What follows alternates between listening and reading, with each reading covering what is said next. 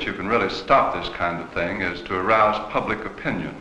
It's very upsetting. It has a bad moral effect. Forced adversity.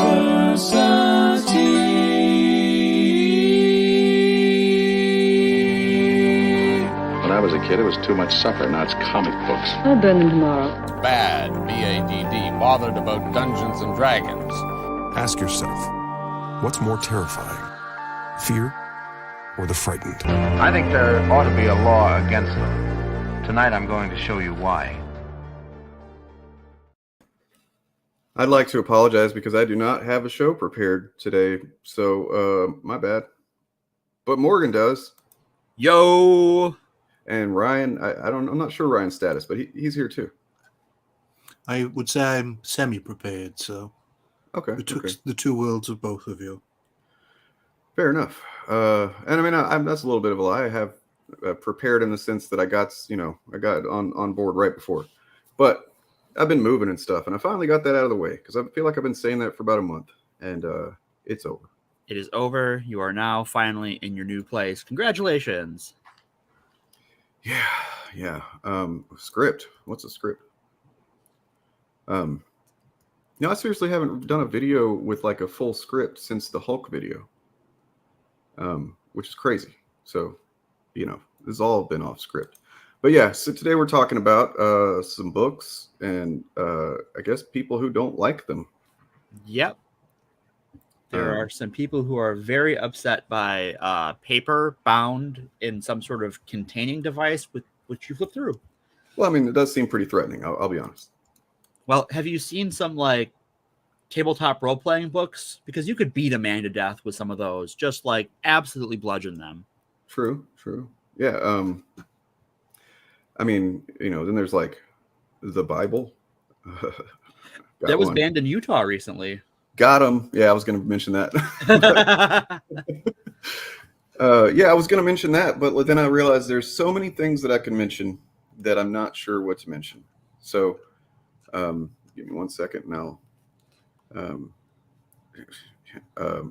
Why would I want to meet that person? The person's a piece of shit. Sorry to get any drama on this podcast, but that person is pure garbage. I don't know them. I don't really. Oh, they're one of those people that like to just go, oh, this person I don't like is a groomer. Oh, great, cool, yep. So technically, just making it easier for actual groomers and people who harm children. So yep, just scum of the earth type person. Right, really. Yeah. The less said about them, the better. Yep.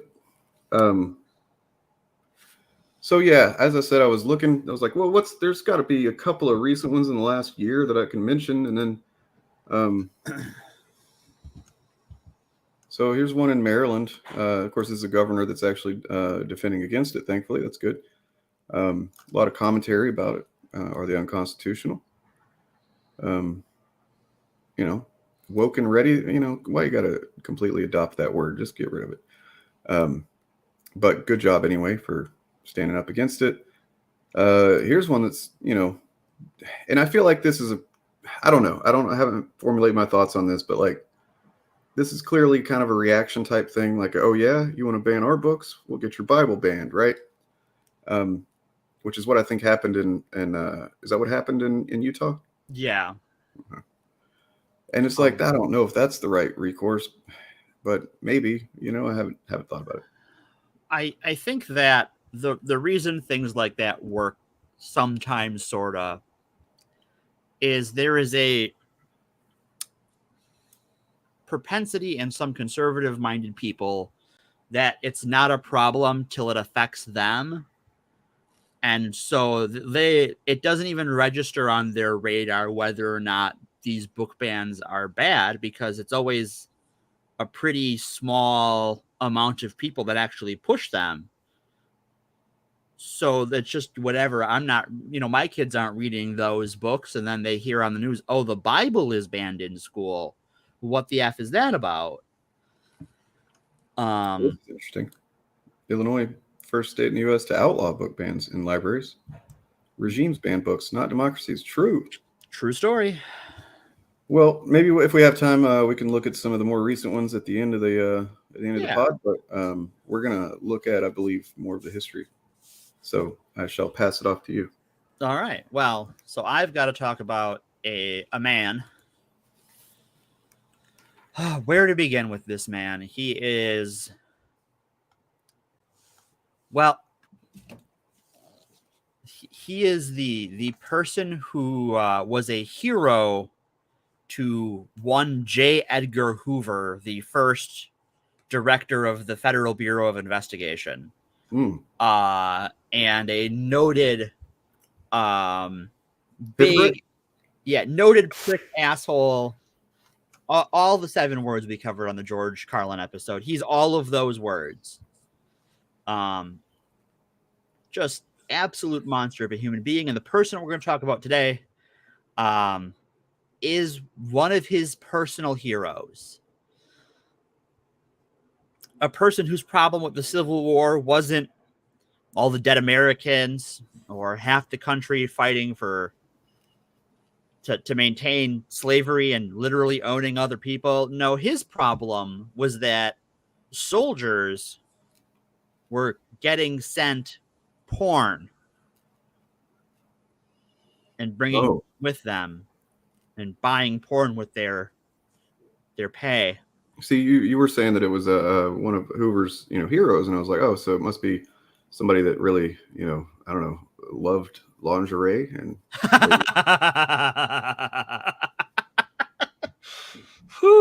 Sorry, I'm bad timing on that joke. I should have done it a minute ago, but there it is. Hey, you know what? You got me. So this person, their name is Anthony Comstock. They were born in 1844, and they are the person responsible for convincing the federal government to set forth what became known as the Comstock laws,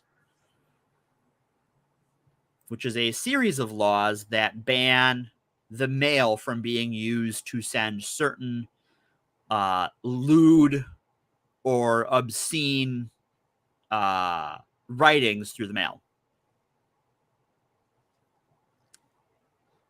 This fucker here.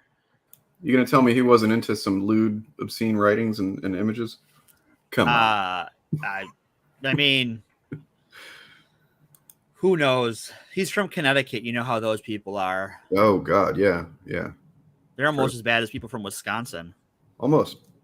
So I want to gets a lot of free pass, but yeah. Sorry, go ahead. Yeah. So do you want to know? You want to guess rather? Check and guess too. Throw it out there. What his inspiration was for weeding out all of this obscene material from America.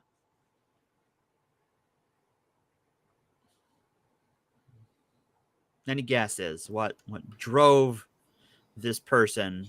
Jesus? Yeah, it's Jesus. He described himself as a weeder in God's garden. He went after all sorts of sex-positive activists that were early in the United States, played a big hand in a, still to this day, ongoing prohibition on a bunch of things being sent through the mail. And his works are being supported once again at the highest levels of our judicial branch. Fun guy. So what was he? What was his role? What position did this guy hold? Did I miss that? You did. I haven't gotten to it yet. So he was appointed. So originally he is just a activist who created a group called the New York Society for the Suppression of Vice.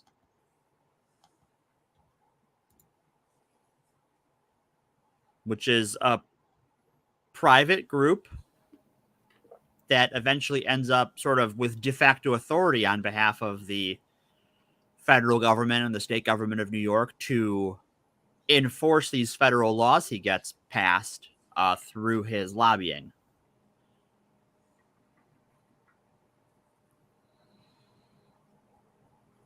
He's a fun guy. Yeah, he sounds like a good time at parties and Yeah. orgies and stuff. Oh yeah, I'm sure big orgy fan. So Well, who knows? He might have been a fan of 2000s era new metal if he'd been alive today. I mean, maybe. There was a band orgy. Sorry. All right. Okay. Took me a second. So the Comstock laws initially passed in March of 1873 prohibited the trade of, circulation of, and mailing of obscene literature and articles of immoral use, including obscenity, contraceptives, sex toys, abortifacients, personal letters with any sexual content, or any information regarding the above. What's obscenity? It is whatever Anthony Comstock thinks it is. Yeah. The scariest part about this is that these laws are still in place. What? They're just not enforced. That while parts of them have been sort of struck down by the court, as we've seen, in the last year and change, that the court is happy to just call Uno reverse on anything they don't like for whatever reason. And that reason recently has been the advancement of Christian nationalism in the United States. Yay! Which is why I thought it would be worth having a chat about. Yeah, for sure. Like, this is one of those guys that's like, they don't really, talk about him. They don't teach you about this guy, and that, his work is still sort of waiting for some fucko to get into power and use it to spy on your mail. Arrest you for your mail. Arrest you for your mail. Well, yeah, literally arrest. The punishment for breaking the Comstock Act was up to 5 years hard labor. Yikes. Cool. Slavery. Yeah, prison slavery. Ryan, do you guys have any type of Comstock laws over there? Anything like that?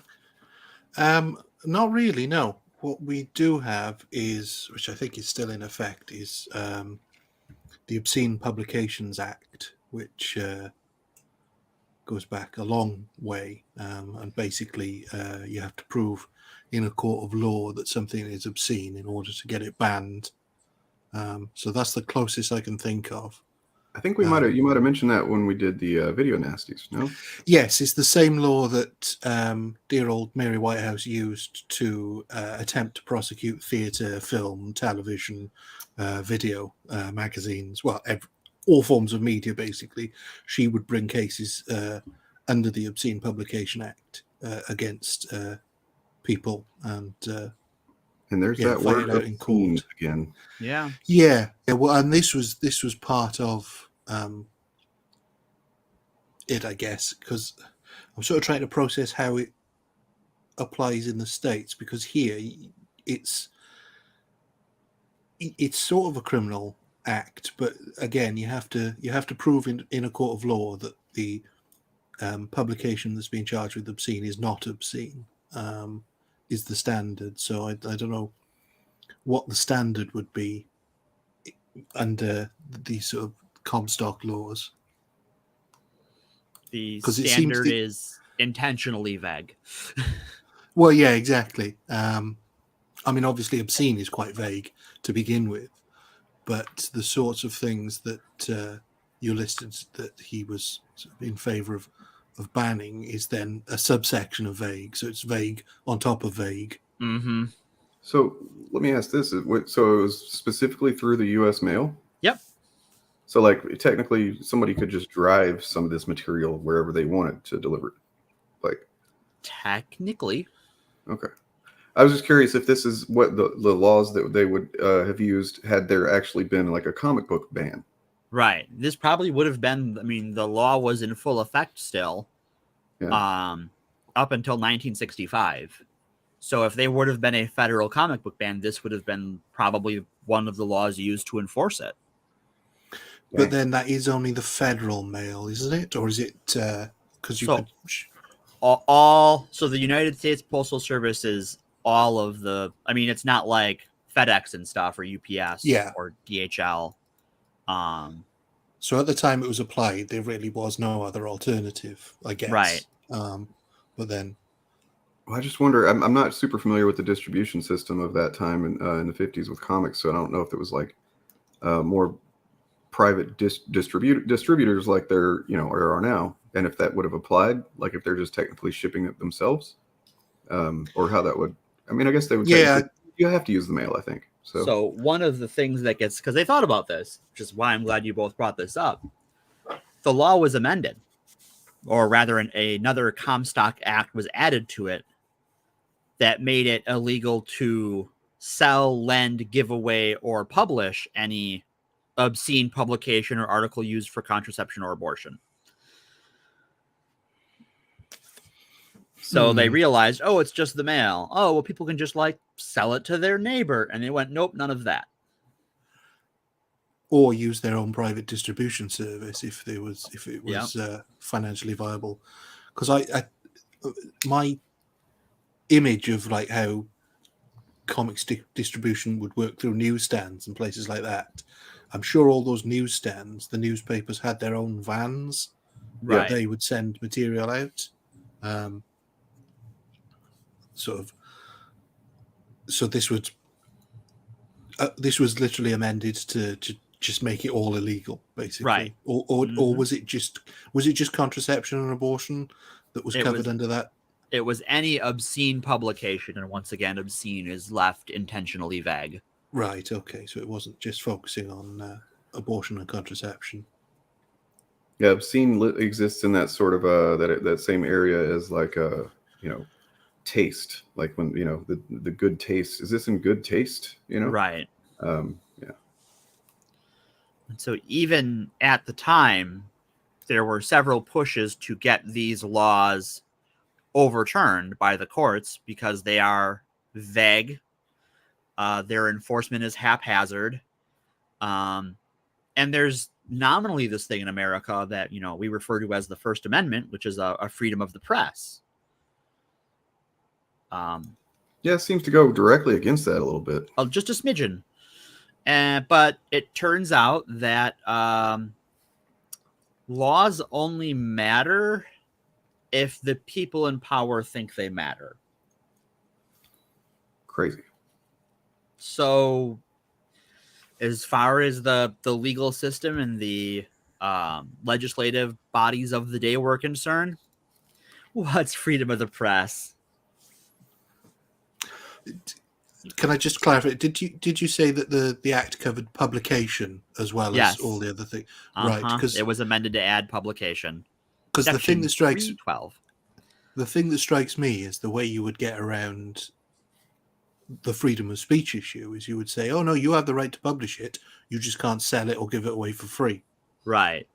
Which means obviously you can't distribute it because it's sort of a great get out clause for the freedom of speech issue is that you have every right to produce it, you just can't let anybody see it because you don't have the freedom. It's not freedom of distribution. Right. No, but they went the whole ham, right? It's everything. You can't even give it away. It is illegal to give away obscene material. Can we just appreciate for a moment, or not, maybe appreciate's not the right word, but recognize the giant fucking leap between distribution and just producing it. Like it is, especially in terms of the First Amendment. Right. Like, okay, the distribution ban, that's bullshit on its own. But then just like, I'm just going to amend that and say you can't make it at all. Or basically make it, I mean, if you're going to make it, you got to kind of keep it under your mattress and never show anybody or something like that. Yeah. Well, yeah, because and even if you do produce it and nobody else sees it, if somehow you get caught, you could still be prosecuted because it's published. Yeah, I mean, that seems to strike the very heart of the idea of freedom of speech. The publishing, like I said, I think distribution, you could argue that it is a grey area, and you sort of litigate for that, but you can't.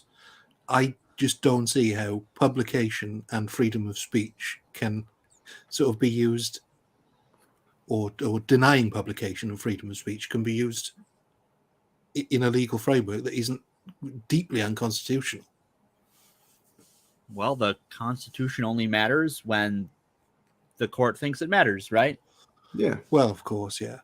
And at the time, we're talking about sort of a one of the major Christian revivals in the United States, and we're in the period of time when, to sort of set the stage for where America is at this time, we are about a decade after the Civil War, and by now, Reconstruction has failed. The South has been ceded back to the people responsible for the Civil War, effectively. Yeah, I mean, when you consider the context of, like, we had just kind of barely, dealt with this whole owning human beings because of their skin color thing, and we had to kill a bunch of each other to even accomplish that. I guess it makes a little bit more sense that, a little bit more sense that it doesn't make any sense. Right. And so you had this wave of nostalgic Christianity for, to return America to this pure shining city on a hill mentality. Yeah. And a lot of the sort of both major parties at the time had a pretty strong authoritarian streak. This is during the term of President Grant. Which everybody knows he was famous for rampant alcoholism. Oh, okay, yeah. And like killing a bunch of, rebels. Big fan of killing Confederates. True. Okay. Yeah. Fair enough. But he's the guy who signed these laws into effect. Right. Saw no problem with it. And the judges he appointed after saw no problem with it. It's so hard to even imagine the mentality that would do both of those things. I don't know. It is another time. It is. And I also think part of it is that we now in the 20th century or 21st century, sort of starting in the late 20th century, we developed this mythology around the founding fathers and the Bill of Rights and stuff. And that sort of develops through the 60s into the 70s. Sort of is challenged in the 80s in different ways. And then we sort of get the 90s pushback with it. And now we sort of have this mythology around it that sort of coalesced by today. And back then, the country isn't even 100 years old yet. Or it's barely 100 years old. The Constitution isn't 100 years old. And it nearly fucking tore itself apart. And it just finished trying to tear itself apart. So I think the mythology of tradition doesn't hold in the same way it does today. So there was from what I've had a chance to read about this, it doesn't seem like there was any government level pushback from passing these acts. It was just, yep, this is how we're going to do. And I think you had a time where the federal government needed to seem strong coming out of a, civil war. Where you don't need to, but there's an understandable instinct to be heavy-handed. And as is often the case, this is kind of an easy target, right? There is a religious majority in the country that is broadly okay with these bans. And that majority sees the minority of people as less than good.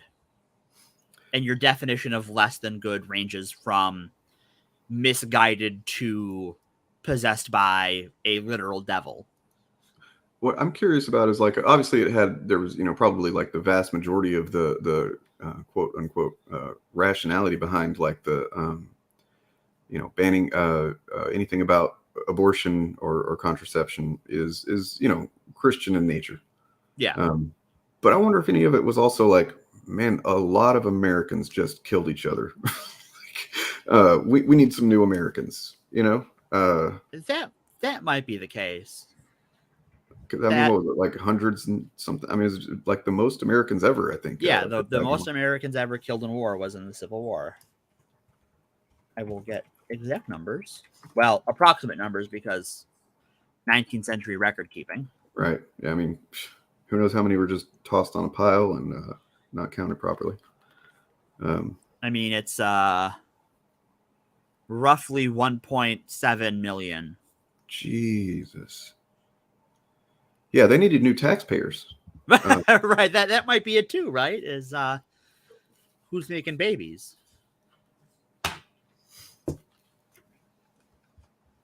And this may actually, you bring that up. I haven't had a chance to look at it. But this may be sort of the early stages of that, like, current thing we see among a lot of conservatives in America, where part of their mythology is this outbreeding the enemy, whoever the enemy is this week.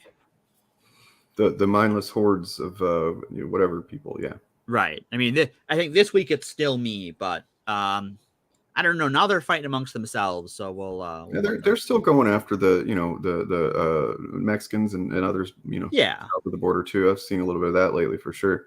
Oh yeah. There was like supposed to be some a COVID area law right, but lapsed, and they were like, oh, they're gonna come through, and then nothing happened. Right.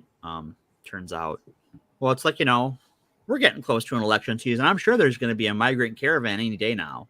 Well, that one it was on its way like several years ago. It's bound to be almost here by now. It should get here any minute. Yeah. Right like after Santa Claus. 2019. Yeah, it should be. It's taking its time, but it'll be here. Yeah. And little fact about that: it's a Dodge Caravan.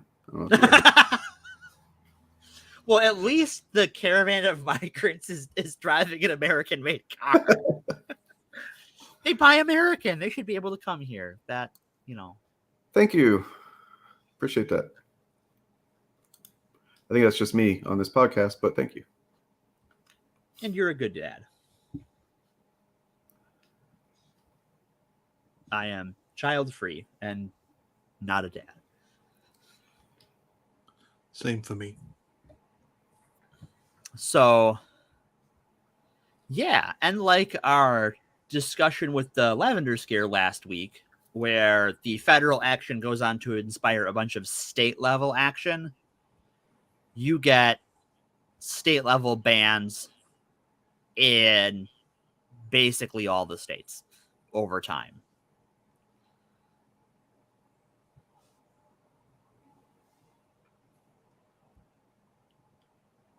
Were there any there was just like no pushback, really, not in any kind of way that would matter, right? Not in any effective way, no. There were challenges to it by free speech groups, sex rights groups, I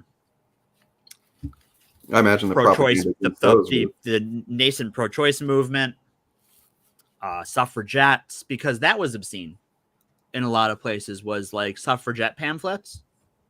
That's obscene material. Well, okay, we can't let these women get voting. Can't let these women get the vote. I can just imagine the propaganda against those people. Jesus. That we have to cover that, because even getting a look at it a little bit with this. I'll see what I can find.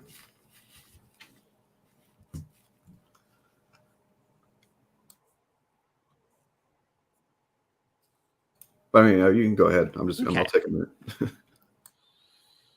So yeah, this guy, I'm going to talk about the man a little more. So he views himself as this weeder in God's garden, and he has a spoken opposition to what we would sort of group together today as civil liberties. And while there was media pushback against him in some small areas, broadly, the country was okay with what he was doing. And once these laws were passed, he was tasked by the Postal Service to sort of be the chief, wow, words are dead, censor by the post office. Among things he found lewd and obscene were college anatomy textbooks. Your university anatomy textbooks is lewd. Science textbooks.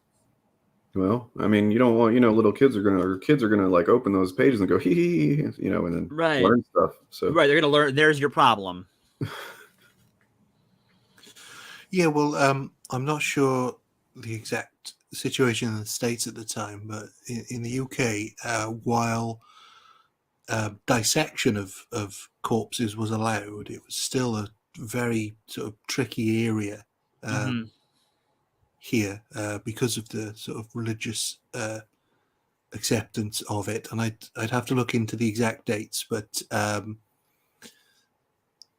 originally you could, when they did allow dissection, you could only dissect corpses of convicted criminals. Right. And then I think later on that did expand somewhat, but yeah, it's. I believe early on it was the same here. I don't know how that has changed. So yeah, if you can't even look at pictures in anatomy textbooks, and lack of corpses allows any for actual practice sort of dissection, then really a side effect of this, which they didn't really seem to care about, is the stifling of medical advancements. Right, they didn't. And it was framed under the parts of the law that were to prevent knowledge about abortion and contraception. But those same clauses were used to prevent information being shared about the transmission of venereal diseases and STIs at a time when like that field of research is just beginning to develop at this time. And just preventing like the spread of diseases is seen as obscene by the government at this time. Because it's lewd. Yeah, I'm sure the government would never mishandle the spread of a dangerous sexually transmitted disease at any other point in history. I'm sure 100 years from when this is happening, this same thing isn't going to happen. Who's this Reagan guy? Who's this Thatcher woman? Yeah, time is not a circle, but it does repeat. Yep. Whatever the expression is. It's not a circle, but there's certainly a refrain.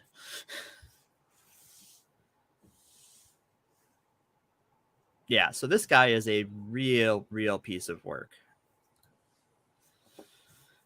And like I said, we didn't see the law take any cuts to it until Griswold versus Connecticut, the 1965 law that allowed married couples to acquire and use contraception without government intervention. I believe it's called the National Lampoon's Law. What? Like, I know what the National Lamp... Oh, Griswold. Griswold, yeah. Right, okay. And to show the sort of change from the courts at the time the Comstock laws were introduced to 1965, where even into the 20th century, there was no ability to get this through the court. The Supreme Court in 65 struck down this part of the Comstock Acts 7-2. And the law was invalidated because it violated what was called the right to privacy. And this is sort of one of the laws that establishes that you have a right, nominally in the United States, to live your life without the unobstructed intrusion by the government. Basically, the government has to have a pre-existing reason to involve themselves in your personal affairs. This law, or this Supreme Court decision, goes on to sort of be the foundation for Roe versus Wade and anti-miscegenation laws and the right to marry for everyone in the country. And now opposing, or rather reinforcing, the Comstock laws has become a topic of interest to the court, as they want to, as the Dobbs decision that struck down Roe versus Wade cites the Comstock Acts as something that should be enforced, and that in Clarence Thomas's concurrence, that this right to privacy that the Comstock Acts were overturned using is not a real thing. He doesn't think it's real that you have a right to your own life. And so, because these laws are still on the books, because Congress doesn't really remove bad law, like once the court said it's bad law, that was kind of the end of it. And if you wanted to reintroduce that into the legal system, you would have to make a new law. And now the political system of America has shifted so much that instead of making new laws, we have a gridlocked legislature, and judges basically decide which laws count still or again. Fun. Very fun. It's so weird, because I think this is something that came up during the Video Nasties conversation that we had, where effectively the same laws apply for this sort of thing in the UK and the USA, even though the USA has the Constitution and the UK has no formally written Constitution, although we do have a Constitution. So it's like, it seems to be, with certain issues, there is the illusion of freedoms provided by the Constitution, when actually it's normally no different from not having one. Yeah, it's, the Constitution is kind of this, we've built a myth around it. And like a lot of things we build a myth around, a lot of people who cite to it have never read the damn thing. And those who talk like it's a inspiring document probably haven't read it, because it's a pretty rote legal document and written from a point of view that is less than contemporary. We're talking about a bunch of rich landowners who, rebelled against the UK, and they broadly wanted the government's enforcement to be specific. And that has led to things like with the Second Amendment, where like you can read that law and get several different interpretations of it, because things like the Bill of Rights weren't meant to be these like specific codified things. One that for instance, the vagaries of it, a good example is the Bill of Rights protects against unreasonable search and seizure. Well, what does unreasonable mean? There's a prohibition on cruel and unusual punishment. Well, what does that mean? And you get the late Justice Scalia believed that if it wasn't cruel and unusual in basically 1800, you could do it. Where now our understanding of what is cruel and unusual is much broader because we have a better understanding of human needs and the human condition and more empathy than Scalia did. It always struck me that being cruel and unusual was an odd choice of phrase, because being cruel seems obvious. Right. But unusual punishments? I mean... Yeah, right. It's a little like what does unusual mean? Yeah. Like, then yeah, what's unusual? What is the threshold for that? Is hard labor unusual? I mean, it seems unusual to me, but that was normal at some point, right? Like, but tarring and feathering was unusual but okay at some points. So like right now, I mean, prison, the way that the American prison system is cruel. It just is cruel, but it's not unusual. It's not unusual, so it's okay, right? Apparently, because it's not cruel and or unusual. It is cruel and unusual. So you can be cruel and usual, or not cruel but unusual. Yeah, it's not unusual.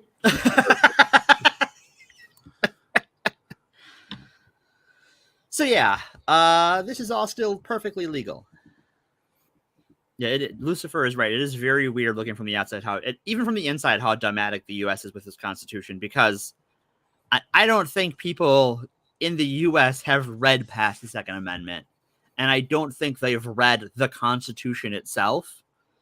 For instance, recently we had Supreme Court Justice Clarence Thomas did a naughty, and so by law he is supposed to report what gifts he's receiving from other people, because the Congress decided and the president signed into law at some point, I think back in the Carter administration, that we as a society probably should know who is buying stuff for the people who make our legal decisions.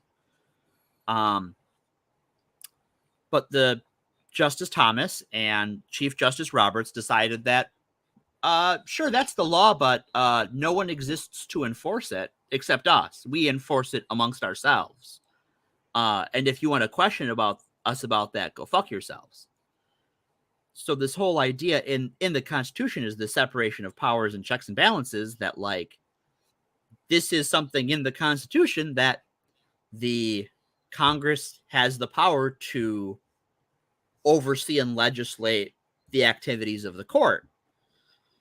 But we can't get a legislature to do anything, so now the court is kind of the only branch of government in some pretty real ways at the federal level. Because the conservatives share this opinion that, oh, the court can do whatever it wants.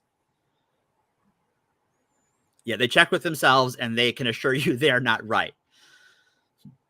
Those trips to private clubs and yachts and private jets, totally not bribes. Yeah, hanging out with that guy with the Nazi room. Yeah. And then, so Justice Gorsuch was one of the ones appointed by Trump. And he had some... The better of the three. Yeah, he's the best of the three. So this is our threshold here. He was trying to sell some property he had for years and years and years and could never move it until he was appointed justice. And then somebody bought it. That's convenient timing. That somebody is involved with a company that has interests before the Supreme Court. So this relates directly to something I posted in our Discord today in the politics channel that I had, I don't know if you know, I do some reading about fascism here and there. Every now and again, I hear you talking about that. Yeah. I like to learn about it because, man, it's just endlessly fascinating as well as frustrating. But I realized I learned something that I didn't really fully understand before. So, like, you know how the right is constantly accusing just the Democrat, the left, they're all corrupt, right? They're all Right. corrupt. Even though, like, just like pound for pound, of course, there's people on the left and Democrats that are fucking corrupt, absolutely. But you look at the kind of corruption and just the rate of it that comes out of the right wing, and it's like, how can you fucking keep making these claims when and apparently it's because they don't see corruption the same way. See, we know corruption, really, political corruption is like conflict of interest, financial corruption. They just see it morally. They think of moral corruption. So, and so they, in a way that it's almost like they don't see what they're doing as corrupt because it's No, they don't. But everything, if you're basically to them morally corrupt, then that's everything you do is corrupt. Right. Mm-hmm. Because they're morally pure, their corruption doesn't count. It isn't corrupt, but because if you're against them, that makes you de facto impure, then everything you do is corrupt. And yeah, just to say that was specifically about fascism that I was learning about. I mean, I think it really applies to what we see these days. So, for instance, another like really good example of that, and I think why. And this topic of this, we're talking about book bans, but we're sort of in the weeds here. But I think it's important to discuss when we're talking about the construction of what it means to be legal. And I think we're talking about book bannings and the First Amendment, especially one that is still law today. That's why control of the legal system has become such a hot button issue. And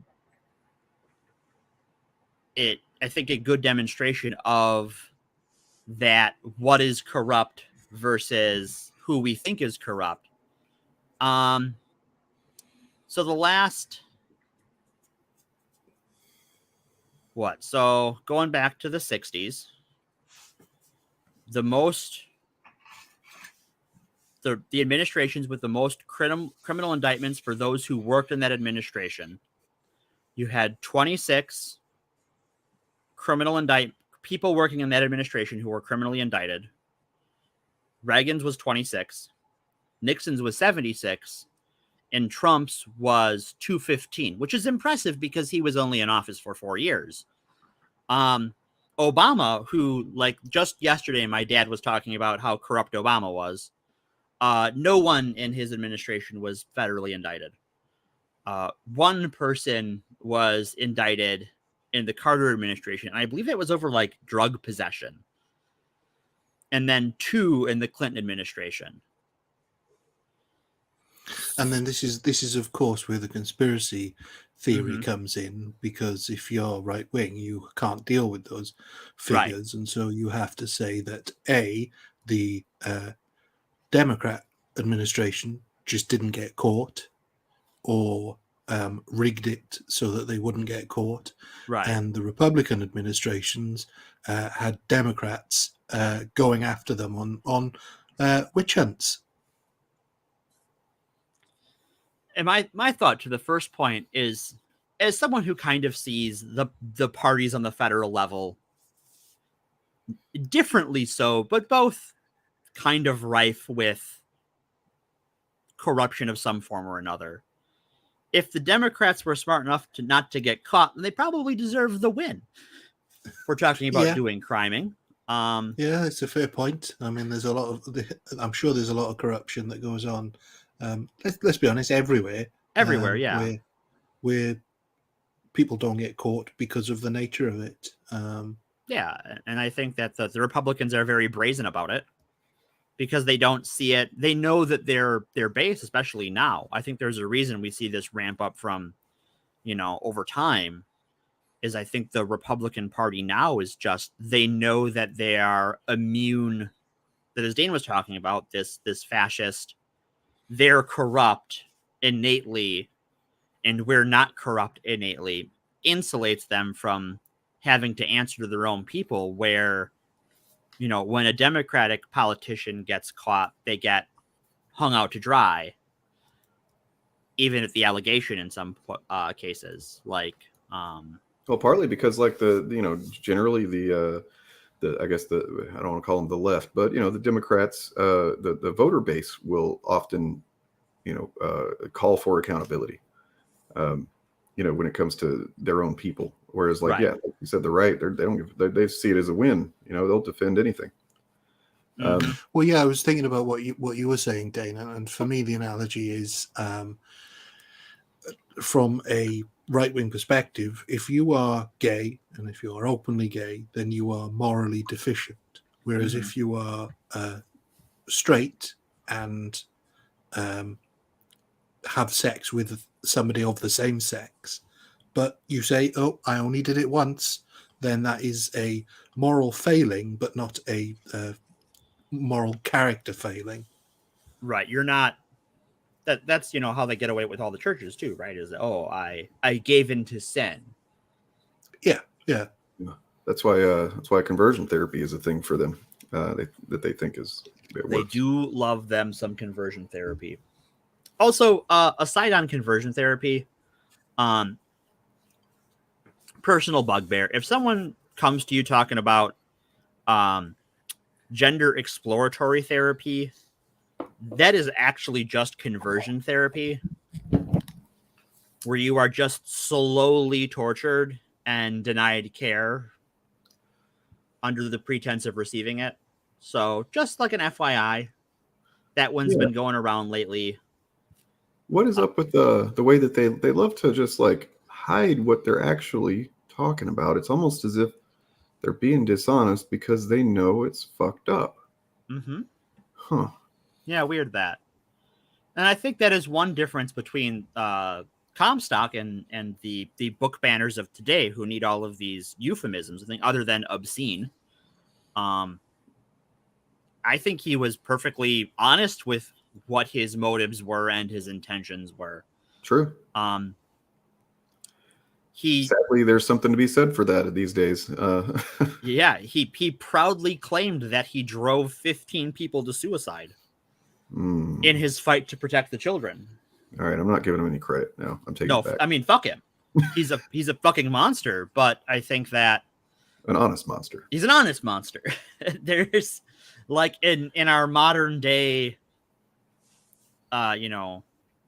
system of euphemisms and memes and projection, there's something to be said that for someone who can be honestly evil and not just rely on dog whistles. Well, this is the thing, though. At the time, the sort of rhetoric that he was using was acceptable. Yeah.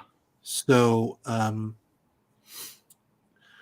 the euphemistic sort of way they do it now, they do that because they know that if they were honest, nobody would take them seriously. Yeah.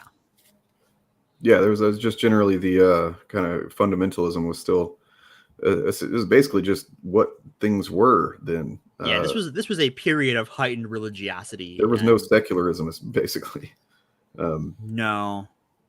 And to comment, I know we were on this a minute ago, but like, yeah, talking about how they worship, really the first two amendments, and I agree that I don't think they go past that. They're like, okay, so this one says I can say what I want. This one says I can shoot who I want. All right, America, fuck yeah, like, right. I've noticed this is the same thing as Lucifer says with the Bible. They do that with the Bible. Like I kind of know the Bible. I've read it a couple times. I read it once, never again. It's rough. It's a rough read, but like, but the same thing with like, to kind of bring, we'll go ahead and thank our maker, Ethan Van Sciver. Our muse. Yep. I mean, Ethan, I guess I'll give him some credit that he probably knows more about comics than general comic skaters, but comic skaters by and large don't know shit. No. And then this other guy, the offshoot of comic skate, he doesn't fucking know anything about comics, but he acts like an expert and he talks about canon. And there's just this commonality amongst all these things. Like they lord it around, they use it as a bludgeon, whether it's the Constitution, Bill of Rights, Bible, and they don't know shit about it. So And Anyway, I think that in talking about the Comstock laws, I think while it is important to talk about the man, Anthony Comstock, if you can call such a shitbird a man, there was a system. I guess. Yeah. There was a system ready to embrace and empower him. And I think that we're going to see very shortly in America as these book bannings become more common again. And as we have agitators who are increasingly less euphemistic, whether or not that system will readily embrace them again.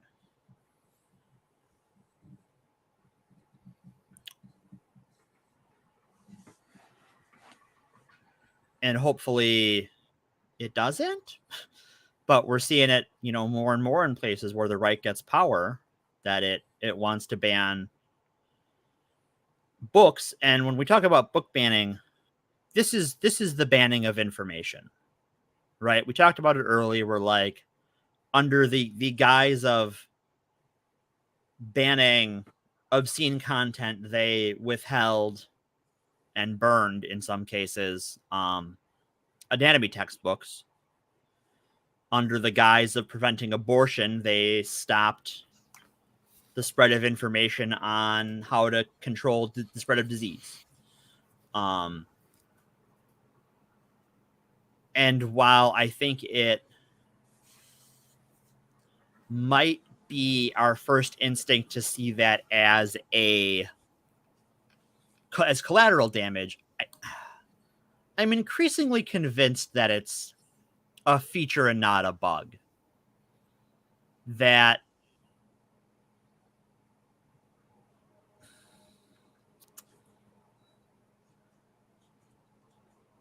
there are certain people in our society who want us unread and dumb because it's easier to manipulate suffering people. It's easier to manipulate uneducated people.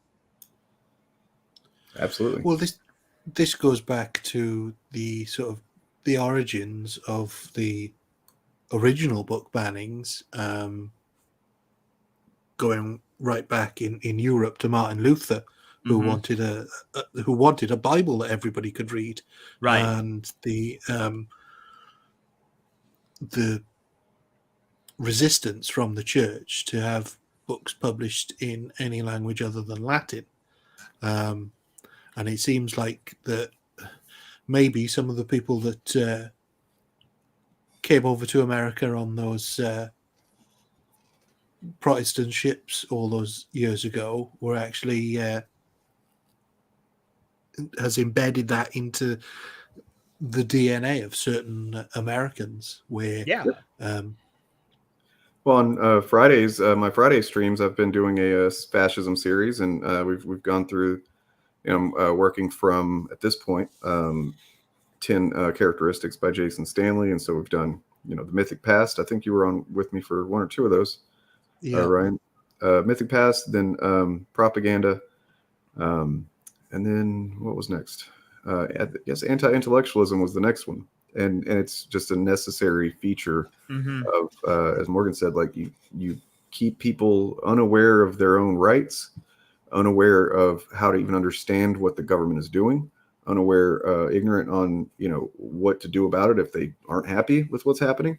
And really that's, if you're effective enough with that, then you don't have to, worry about being elected. You don't have to worry about really even passing any laws through any government bodies. You can just kind of make things happen on a long enough timeline with a, uninformed enough populace. It looks pretty grim.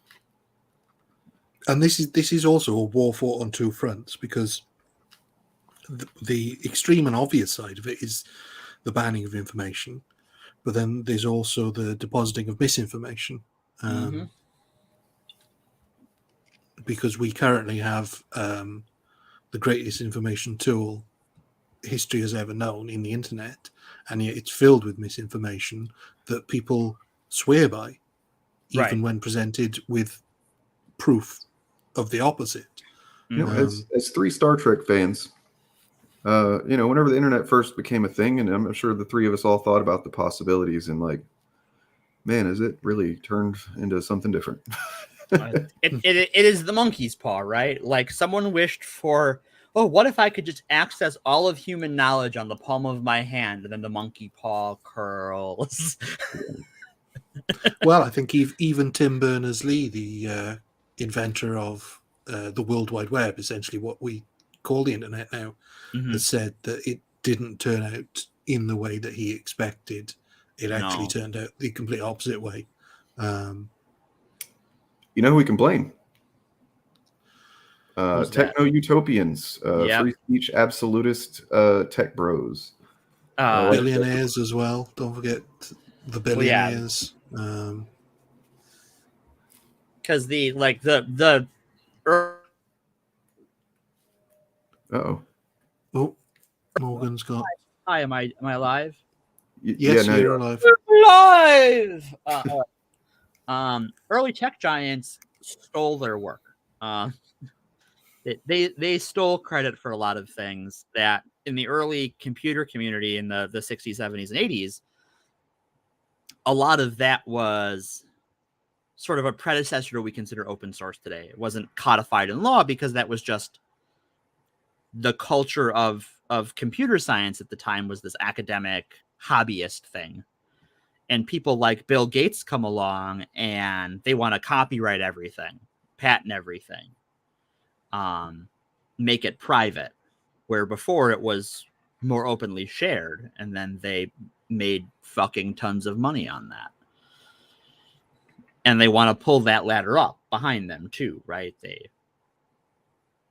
He had a public education with a school that had a tech program, and he wants to take that away from people. Yeah. A lot of these rich guys who talk about how they got their start on their own, they pulled themselves up by the bootstraps, come from families with a lot of money, and they all oppose public education because they want to hoard knowledge rather than share it. I think that's why they've all worked so hard to have their little walled gardens. And I think even as much as he would protest to the contrary, Elon Musk wants to make Twitter a walled garden. Well, he's doing a pretty good job, but unfortunately for him, it's keeping advertisers out at the moment. Right. Have you guys noticed some of the ads that he's been getting lately? They're like bottom tier garbage shit. I don't know if you have the equivalent in the US, but we have a sort of a direct marketing thing. It's a bit of a pyramid scheme, but it's like door-to-door sales where we get catalogs through with useless crap that you might never need. Guess it's the same as infomercials, but in catalog form, and that's the sort of stuff that I'm seeing advertised now all the time. If you've ever looked at, I read an article once about what it looks like to be on Truth Social, which is Trump's Twitter club. Yeah. And it is a horror show of just like doomsday food buckets and, just like knockoff, Trump brand, Trump, labeled shit, like fake coin, like essentially like coins that are supposedly worth more than, just like scam stuff, the kind of stuff that, uninformed people, uneducated people who aren't media literate, and who kind of just react to what but I wanted to address what McLeod said here, because I mean, yes, Joe Rogan and Elon Musk are playing big parts now for sure, but I mean, just like stopping at them is not really helpful, because it's really the system that was put. It's this idea that, like I said the techno-utopians, the people that thought, the internet is going to save us all. We just have to empower everybody and give them free, open internet, give it to everybody, and it'll all work itself out. It's essentially the same kind of thing as the marketplace of ideas. It's exactly the same thing. Yeah. So it's and it just obviously isn't the way that it works. But that's why you still see, people on the right still champion that idea, because it's working for them really well. Well, yeah, because they've poisoned the well, right? Yeah. Yeah, and what's actually happened is the sort of P.T. Barnumization of everything, where the more sensational you are, the bigger a crowd you attract. Gone are the days where people sort of live by the expression that an empty vessel makes the most noise. That book that I've talked about before, Fantasyland, there's a direct line from P.T. Barnum, and that, the way people there were polls and questionnaires, questions asked to people back then, when they would go to the circus and see these quote unquote freaks and freaky things and mermaid people or whatever the hell. And they a lot of people knew that it wasn't like real, but they just didn't care, kind of. It's almost like, best I guess I could relate it to is like wrestling fans. Right. They know it's not real. Yeah. Well, and I think that's going back to my younger days. That's how a lot of people on 4chan were, is you weren't on 4chan to be a Nazi or to spread fascism. You were there for the spectacle. You were there for the shit posts. And sometimes that was shit posting about how to link your computer to a DDoS attack to, hit up a corporation or the Church of Scientology. And then some Nazis, some actual fascists realized, hey, we can do this. We can say these things and push people in that direction because they're here for the spectacle, and we can make our agitation part of the spectacle. Yep. And get people on our side that way. Well, and just repetition and kind of like escalation of the I'll be honest, I'm not fucking proud of it at all, but like I used to know some Jew jokes, you know what I mean, like in high school and stuff, and I didn't know shit about, I didn't even know any Jewish people, but for whatever reason, getting the reaction out of people was funny, me and my friends anyway. Thankfully I grew out of that, but like, Yay. I can understand to a degree, like if I were to have gotten on 4chan where people are making Holocaust jokes, and then you're like, oh, that got a good reaction, now I'm gonna step it up, and then like you do that repetitively long enough time along, and you're not joking anymore, you're kind of just like saying things you think, right? Which is not good. It becomes normal and you're desensitized to it. Yep. And everyone you're watching react to it is saying the same things, and it sort of reinforces itself. And it's a bit like watching a magician. Like if the way a magic trick works, I think for me is that I know it's a trick. I have some idea of how it's done, even though I don't know exactly how it's done. But for me, the joy of it is watching somebody do it so skillfully that I can't see the join. I can't see how the trick is done. And then there's the next level, which is, oh, it's amazing. It's so amazing. It almost could be magic, even though it's not. Right. And then there's other people who will watch a magic trick and they will be convinced that the magician has magic powers. And so if that magician uses those people to say, no, I do actually have magic powers, now give me some money. Right. Well, and even within the stage magic community and I'm going to lump them all into the woo community, but things like tarot readers and stuff, there's the terms eyes open and eyes closed magicians or readers or whatever, where an eyes open person knows they're putting on a show. Yeah. And an eyes closed person believes their own bullshit because it's been reinforced that way. Because there was a court case here going back probably 15, maybe 20 years ago, where a so-called psychic was prosecuted because he was getting his female clients, to take their clothes off in order to, quote unquote, aid his psychic ability. And he was prosecuted for basically sexual assault. Right. But the problem with that is that it doesn't go far enough as far as I'm concerned, because it's not saying that he's not a psychic. You know what I mean? Right. If he truly is a psychic, then you have to truly believe that he does need women to take their clothes off in order for his psychic powers to work. If that makes sense. So yeah, if he is really a psychic, then necessarily what he's doing isn't sexual assault because he's asked them to do it so he can do his thing and then they do it.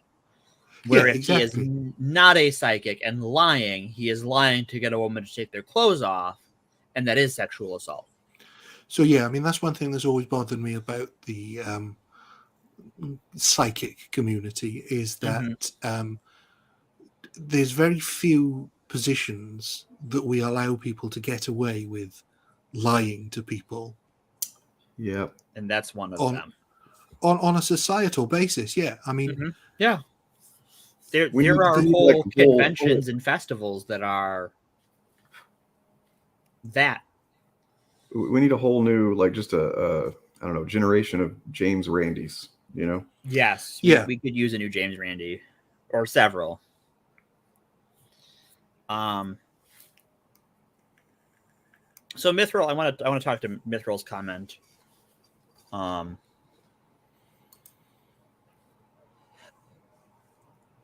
I don't know that they're so I'm gonna disagree with this for a few reasons. The first is that their mythologies aren't more powerful because they're more creative. They're more powerful because they are reliant on being old. It's why they're always appealing to tradition. Tradition. Someone say it for me. Tradition, yeah. Thank you. The dynamic is that when we're going back to the people being, less educated, less willing to expand their knowledge base, which, almost 1-to-1 equals less willing to embrace any kind of change or anything. So these are people that typically feel comfortable in what is known, what has been established, and it's why there's so many people say they're Christians these days when they really don't do anything related to being Christian, you know what I mean, in the traditional sense. And it's just because well, my mom, my dad were Christian, they've always been Christian, so like that makes me feel like I'm safe, I'm doing the right thing here. And that's the appeal to tradition. That's the appeal to these, I guess, myths and iconography that have just existed forever, because it just seems, well, that's just the way it is. Look how long it's been the way it is. Right. And it's frustrating. And part of that is obfuscated by sort of the fog of time, because those mythologies have changed a whole bunch. Talking about the Protestant Reformation and Martin Luther, the idea that the Bible is something to be hidden because it is divine is anathema to all of modern Christianity outside of a few very specific niche sects. And even before the Gutenberg Bible and before Martin Luther, there were Christian sects that didn't hold to that. That was a Roman Catholic thing. And while that was the biggest sect, there were certainly other sects like the Coptics and the Orthodox churches. Sects and Coptics, huh? All right. I hear Coptics are really small. It's a very small sect that has been that they're still around is almost a minor miracle. If there was proof of God, so the Copts haven't been wiped out. True. Because they're an Egyptian sect of Christianity that is among the oldest, and they have survived multiple different empires controlling that territory, multiple different sects of different religions, whether it's Christianity or Islam, fighting for that territory. I don't know what you're talking about. Willis Credia. I don't know what that means. What are you talking about? Fast X is surface level. What do you? No, you're right. Oh God! I was going to say, are we adding the Fast movies to Fight Morgan August? Because I will fight you if you think those are deep movies. Oh no, I don't know. Okay. I do enjoy them for the most They're part. fun. Car Wizards is a fine movie series. It's just not deep. Car Wizards. It's what it is. It's Car Yeah, Wizards. Guy gets into car and does magic with the car. It is Car Wizards. True. And it's all about family, you know. Good to see you, Charles, by the way. Hope you're doing all right. Welcome. And yes, the viewership doesn't want to be challenged. That's why those things exist. That's why the whole Christian media ecosphere exists, is to create a parallel universe that you can direct people to if you're a pastor who wants to make sure your parishioners are good and scared. That they can exist and not be challenged and have the need to give you money reinforced. Well, it's interesting you say that, because I was just doing a bit of research on Britain's Obscene Publications Act, because the current one is sort of a redone version of previous ones. They sort of update it every time there's a bit of new technology or a new thing they want to say is obscene. But one of the earliest cases from the original Obscene Publication Act of 1847 was a case brought against Henry Scott, who was reselling copies of an anti-Catholic pamphlet fun. that challenged some of the corruption within the Catholic Church. And he was prosecuted on the basis that some of the things described in that were obscene, but was found not guilty because he was trying to expose problems in the Catholic Church. And so the intention was innocent, even though the material was obscene. Right. It would be like prosecuting somebody for talking about a sex scandal that went on. Right. And of course, at this time, it was just mentioning sex act would potentially have judged to be obscene. But the authorities appealed it, and it was established that as a sort of test case that any portion of anything that was obscene, regardless of context, meant the whole works was obscene, and it was called the Hickling test. Huh. Hey, it's interesting that the government can appeal a court decision. That's interesting. In the States, they can't do that. There's a constitutional prohibition where if a federal court finds you not guilty, they can't just come after you again or appeal to the next court up. You're free and clear. Well, yeah, I don't know what the current state of that situation is, but this was certainly the case when this was brought to trial back in the 1800s. But what's interesting about the Hickling test is that it was also the basis for the Comstock Act's test of obscenity.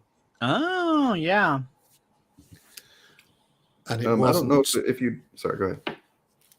It wasn't changed until 1933, when the United States versus Ulysses was found not to be obscene because, in context, the whole book wasn't obscene. Right. But yeah, it was. You borrowed that particular thing off us, so I would like an apology. You owe me an apology now, because it's your fault somehow. Yeah, I think we've probably exported enough garbage. Yeah, right. Yeah, sorry about the turfs. Because that is, we'll get into them one day. I don't know if you'd mentioned or if you plan to mention. Sorry if I missed it, but so there's actually, the repealing of Roe versus Wade last year obviously has emboldened anti-abortion fucks. Yep. and that they are currently using the Comstock Act as a kind of a template for how they're trying to get rid of what's the name of that very common abortion pill. Everyone calls it Plan B, but Yeah. and it's not an abortion pill. Right. That is right-wing propaganda you are spouting there, son. Well, I'm reading from NPR. They're Well, not right wing, are they? No, but they can be wrong. Well, so they're saying mifepristone. Mifepristone? Yeah. Mifepristone. Mifepristone. I believe that's the medication I am. So that one is an abortifacient. Okay, that's what they're going after. Yeah, that one is. But they will refer to things like Plan B and other birth control as abortifacients when they are not. They do not abort a fetus, which is what an abortion is. Oh yeah, definitely. There's a big difference there. Yeah. And so, fun fact, while we're on this topic, because now I got to get it out because it's a fun fact and people should know it. The medical term for what we all call miscarriage is abortion, because the body is aborting the pregnancy. Bum, bum, bum. So these laws that prohibit abortion prohibit treating people who are suffering what is about to be a miscarriage. And you will get stories of women who can't get medical care because their child or their fetus is in the process of dying, but is inside them. And so they can't do anything about it because of these laws. So like as soon as it's officially dead, then they can get help? Then they can get help, yeah. Jesus Christ. Yeah, it's fucked. And that's the same sort of, these laws are written in a vague way that just kind of exists to cause misery and suffering. The cruelty is the point. The cruelty is the point. Because now, what does that do? That undermines our medical system. Because if, let's say you have a family member, right? Someone you're close to, a close friend who has to go to the hospital because their pregnancy has taken a turn for the worse. And because the law says they're turned away, who embodies that law to the people who are watching their friend or family member suffer? Well, this hospital does, because they've been co-opted by the state to enforce this theocratic nonsense. But it makes it hard to separate the people trying to help you versus the actual laws that prohibit them from helping you. Yeah, I mean, it isolates you. Not really the same thing, but kind of similar. Is that like, so I'm, being from Texas, one of the big reasons I moved from Texas is because I wanted to be able to access better healthcare. Mm-hmm. Because I was poor and couldn't afford, healthcare. So, but in Texas and other red states, which is generally not a term that I love to use because no state is really like one thing. But when it comes to, something like, Obamacare, there are definitely red and blue states, as in like which states took the Medicaid expansion. Right. And then, but a lot of the people in Texas don't know that. No. That they just think that so like, I couldn't access decent healthcare, but I would hear people complain that I can't do this and this and this. Thanks, Obamacare. You know what I mean? And it's right, like, because they thought it was Obamacare's fault. It's like, no. It's like, no, you're these Republican lawmakers rejected the expansion, and that's why you can't access any of this, or why it's a whole thing. Because uninformed, undereducated thing again, right? Mm-hmm. There's a reason that they don't talk about that. They don't want to talk about that at Medicare expansion or the Medicaid expansion is because you have to opt in, and that was Morgan's going to get on their soapbox about why Obama's a bad president.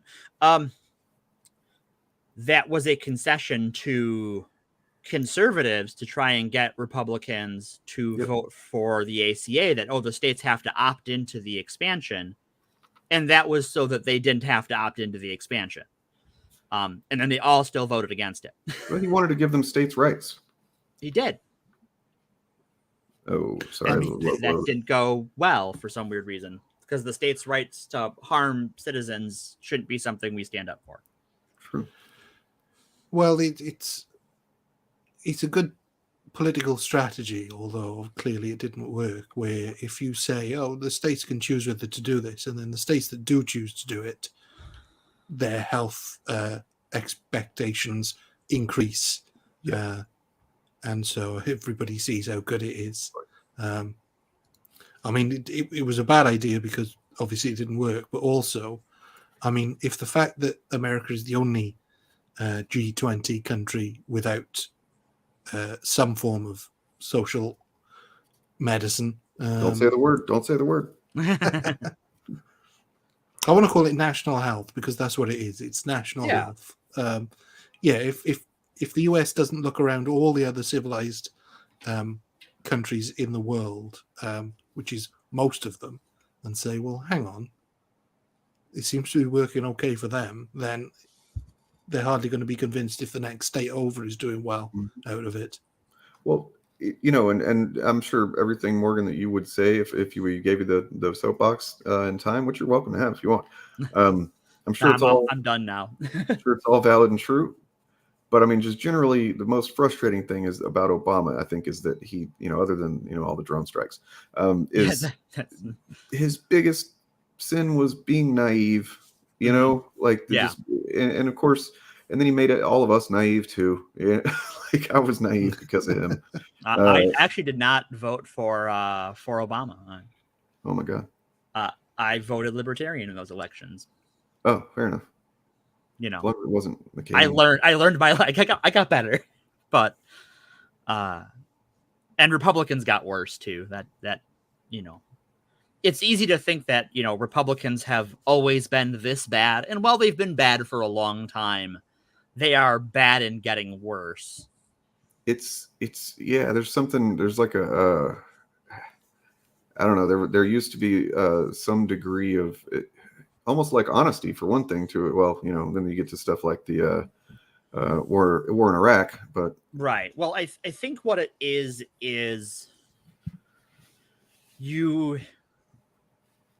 the older Republicans are the ones whom you know were there when the deal with the devil was made, and they did all this outreach to get the evangelical vote. And now you've got a couple of generations of Republicans that are true believers in that version of what they were selling.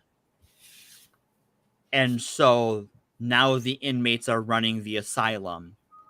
And where before you have people like Mitch McConnell who would do evil for cynical reasons to advance his evil, now you have people who believe those cynical excuses are true because that's all they've ever known. Jesus Christ, that's pretty accurate, I think. And then you get, you know, then you get Trump, who just any idiot can see that guy's not religious. Like no, but they, you know, the evangelicals just lashed onto him anyway because they really just don't want care. Power. Well, and that was prophesized with Mitt Romney. I think I've told this story on stream before. Most of these evangelical right-wing Christian groups and churches were vehemently anti-Mormon from literally the founding of Mormonism. And as soon as it became clear that he was the leading nominee for the Republican Party, they scrubbed that from their web presence and their writing. Because it was never about what they like. Their beliefs are fungible, as it were. They can be broken down and rearranged into different values as is necessary by their leadership. And that prophesized what we have today in a lot of ways. Let's make no bones about it. If Jesus and the devil both returned to Earth and decided to set up home in America, and Jesus ran for the Democrats and the devil ran for the Republicans, all of a sudden the Republicans would be far less harsh on what a bad guy Satan is. Yeah, old Goatface would be their buddy. Yeah, I mean, you'd at least see a pretty big, struggle between sections of the party, at least. But I mean, at the same time, Jesus wasn't old enough. You got to be 35, and he's also not, native born. So That's true. Unless you're That's a Mormon, then he is. oh yeah, true. All right, we are way off the beaten We path. are way. But I think that's sort of the nature of talking about, especially the Comstock Acts, is it's so foundational to our politics in a lot of ways that we don't realize that when I was researching, I'm like, wow, it is really easy to get all of these branches off of it because it's this tree that continues to grow and touch things even as it's been pruned over the years. Now it's growing again, literally in our legal system. Yeah, Yay! absolutely. Yeah. If you plant the seed, you just have to wait.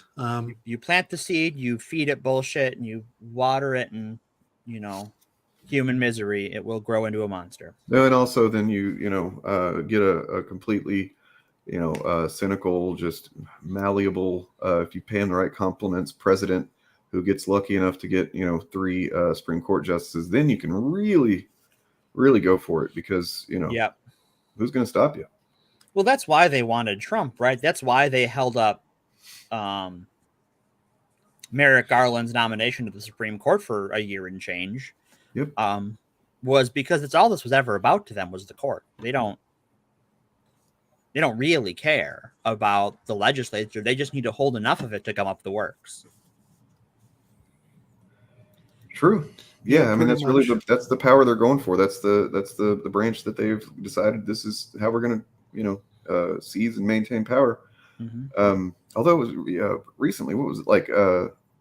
Kavanaugh freaking voted in favor of voting rights. What state was it? Whereas like would have specifically targeted black people, and Kavanaugh voted against that.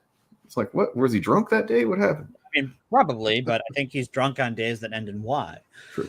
Well, I think that as much as the Supreme Court tries to pretend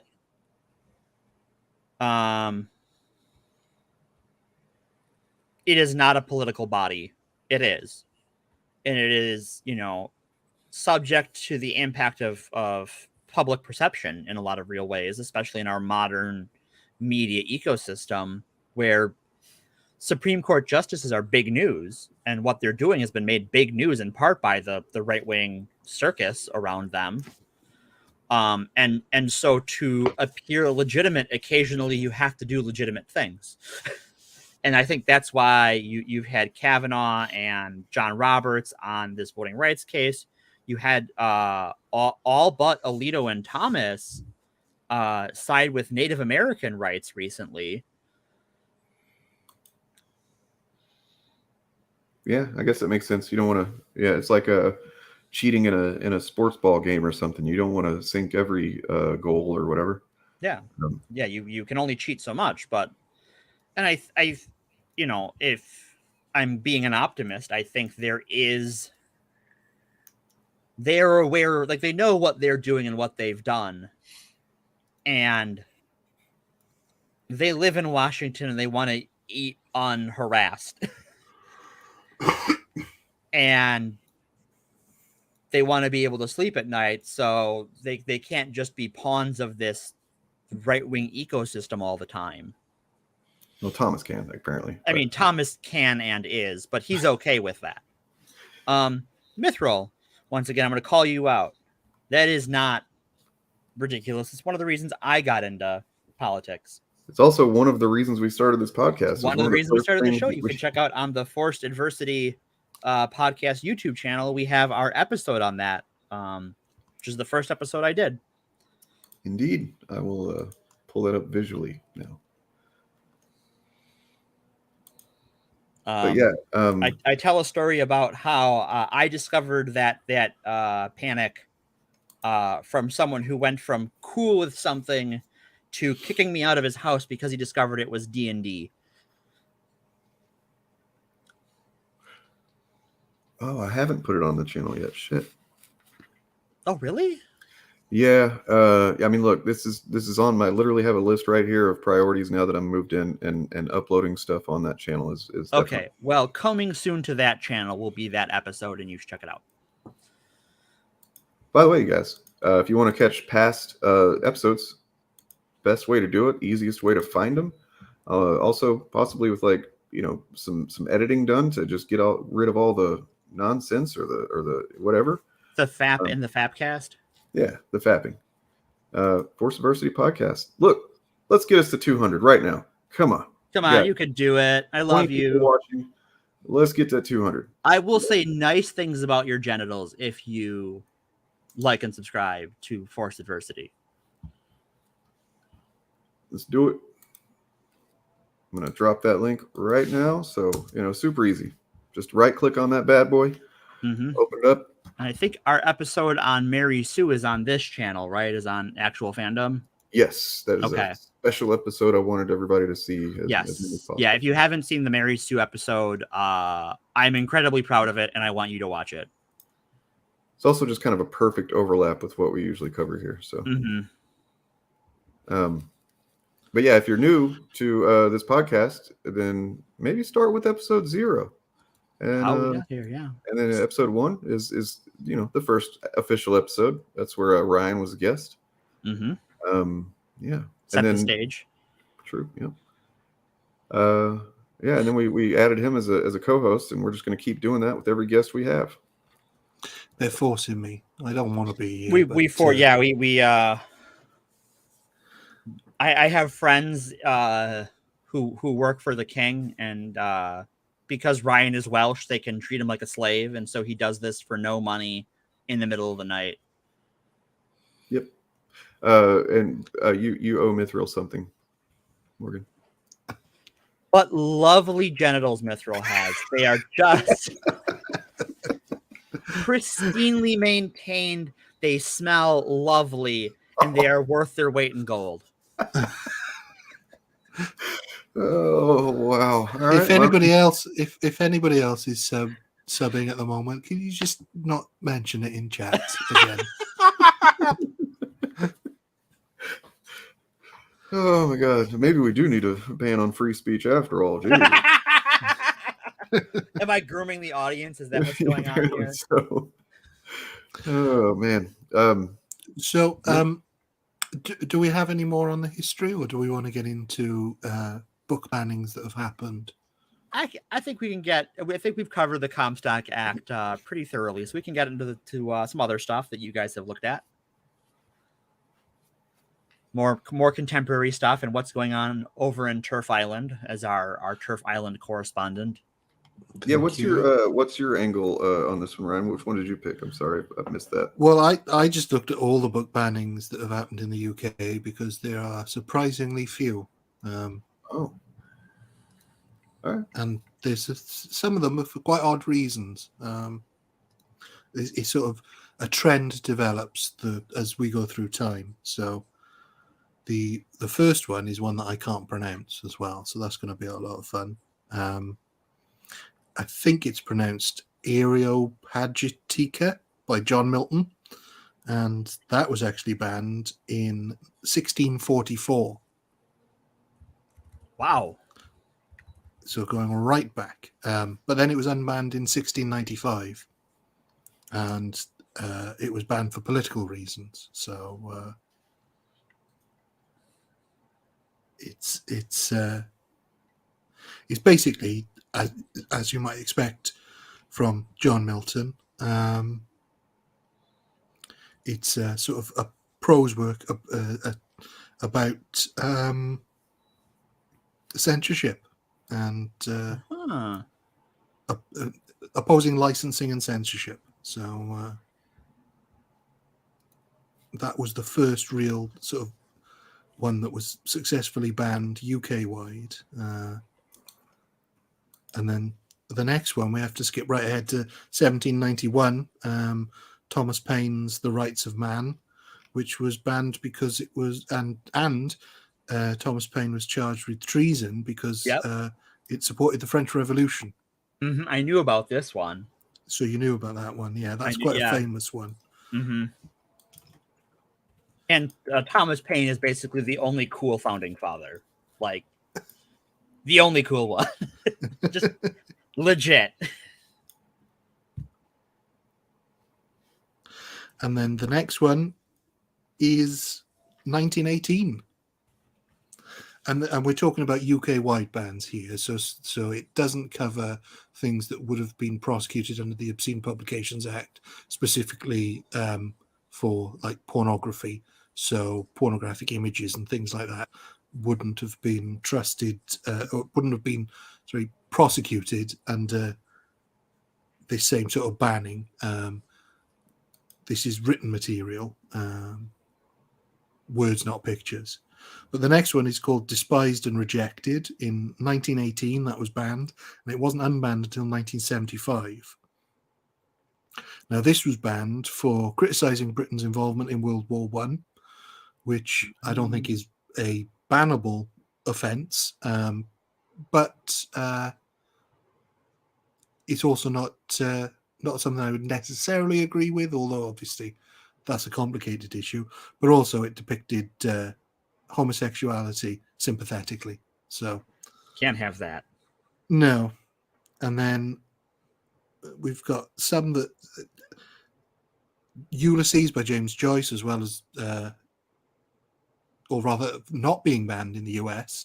It was banned in the UK for 14 years for its explicit content. And Lady Chatterley's Lover, the same. That was in 1928, and that wasn't unbanned until 1960, at which point everybody rushed out to buy a copy to read all the rude bits, because it's a sexy book.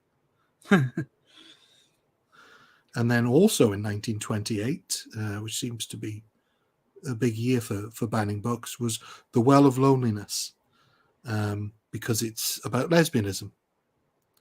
But Definitely can't have that. Interestingly, that was unbanned in 1949. So, well,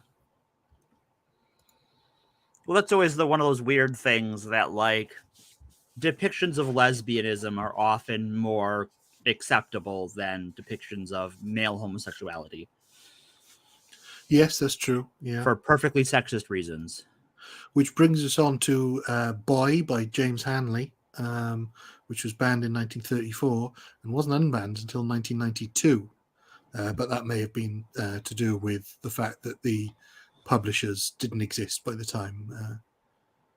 And that was again banned for obscenity and homosexuality. So there's a common theme among some of these. I hope everybody's looking out for. And then one which I think everybody's heard of, Lolita by Vladimir Nabokov, was banned in 1955, although unbanned in 1959. And that was just banned for being obscene. And there's definitely a problematic title, even by today's standards, or even perhaps more so by today's standards. Oh, for sure. And then the curious one is, and there's a film of this, I don't know if you're familiar with the title, but Last Exit to Brooklyn by Hubert Selby Jr., which was, it was banned in 1967 and then unbanned in 1968, but only in Soho in London, which is an area of London. Right. And it's an anthology of short stories, but the subjects are drug use, violence, homosexuality, gender identity, and domestic violence. You had me till the end there. I'm like, okay, cool. Wait a minute. Yeah. Again, I'm pretty sure it was. It was adapted to a film in 1989. And I think it's, I want to say, Jennifer Jason Leigh is the sort of star of it. Okay, cool. But yeah, there's... so why was it only allowed in Soho? It was only banned in Soho. Oh, it was only banned in Soho? Yes, specific. And that's not an independent municipality. That's just like a neighborhood in London, right? Yeah, it's a district, basically. Well, what's the rationale for just banning it there? Well, I think it's because of the way that by that time the ability to ban something had sort of been devolved to council areas. Oh, okay. So I think if you remember when we were talking about the video nasties, the Monty Python's Life of Brian, certain councils prohibited it from being shown, but it wasn't banned Right. nationwide. Right. Okay. Yeah. And the reason it was overturned in 1968 was on appeal, and the lawyer making the appeal was the writer John Mortimer, whose most famous creation was Ron Paul of the Bailey, which became, and he is the father of the actress Emily Mortimer. Oh, okay. She's a good actress. Yes, yeah. Trying to think what she's done recently. So I guess that's sort of how like a lot of the book bannings we're seeing now in the States are sort of at the school district level, which is even school districts are weird because they're not like necessarily tied to an individual municipality. Right. They are weird intentionally, often for racism. Yeah, I've got quite a bit of information pulled up about that in particular. So I mean, I don't want to cut you off, Ryan, but whenever you guys want to do that, Yeah, that's all right. We can sort of delve into that in a bit because what the list is fairly short now. A famous one, certainly in the UK, was Spycatcher by Peter Wright, which was banned in 1985 because it was an autobiography about his time with MI5, and it had a lot of state secrets in it. right.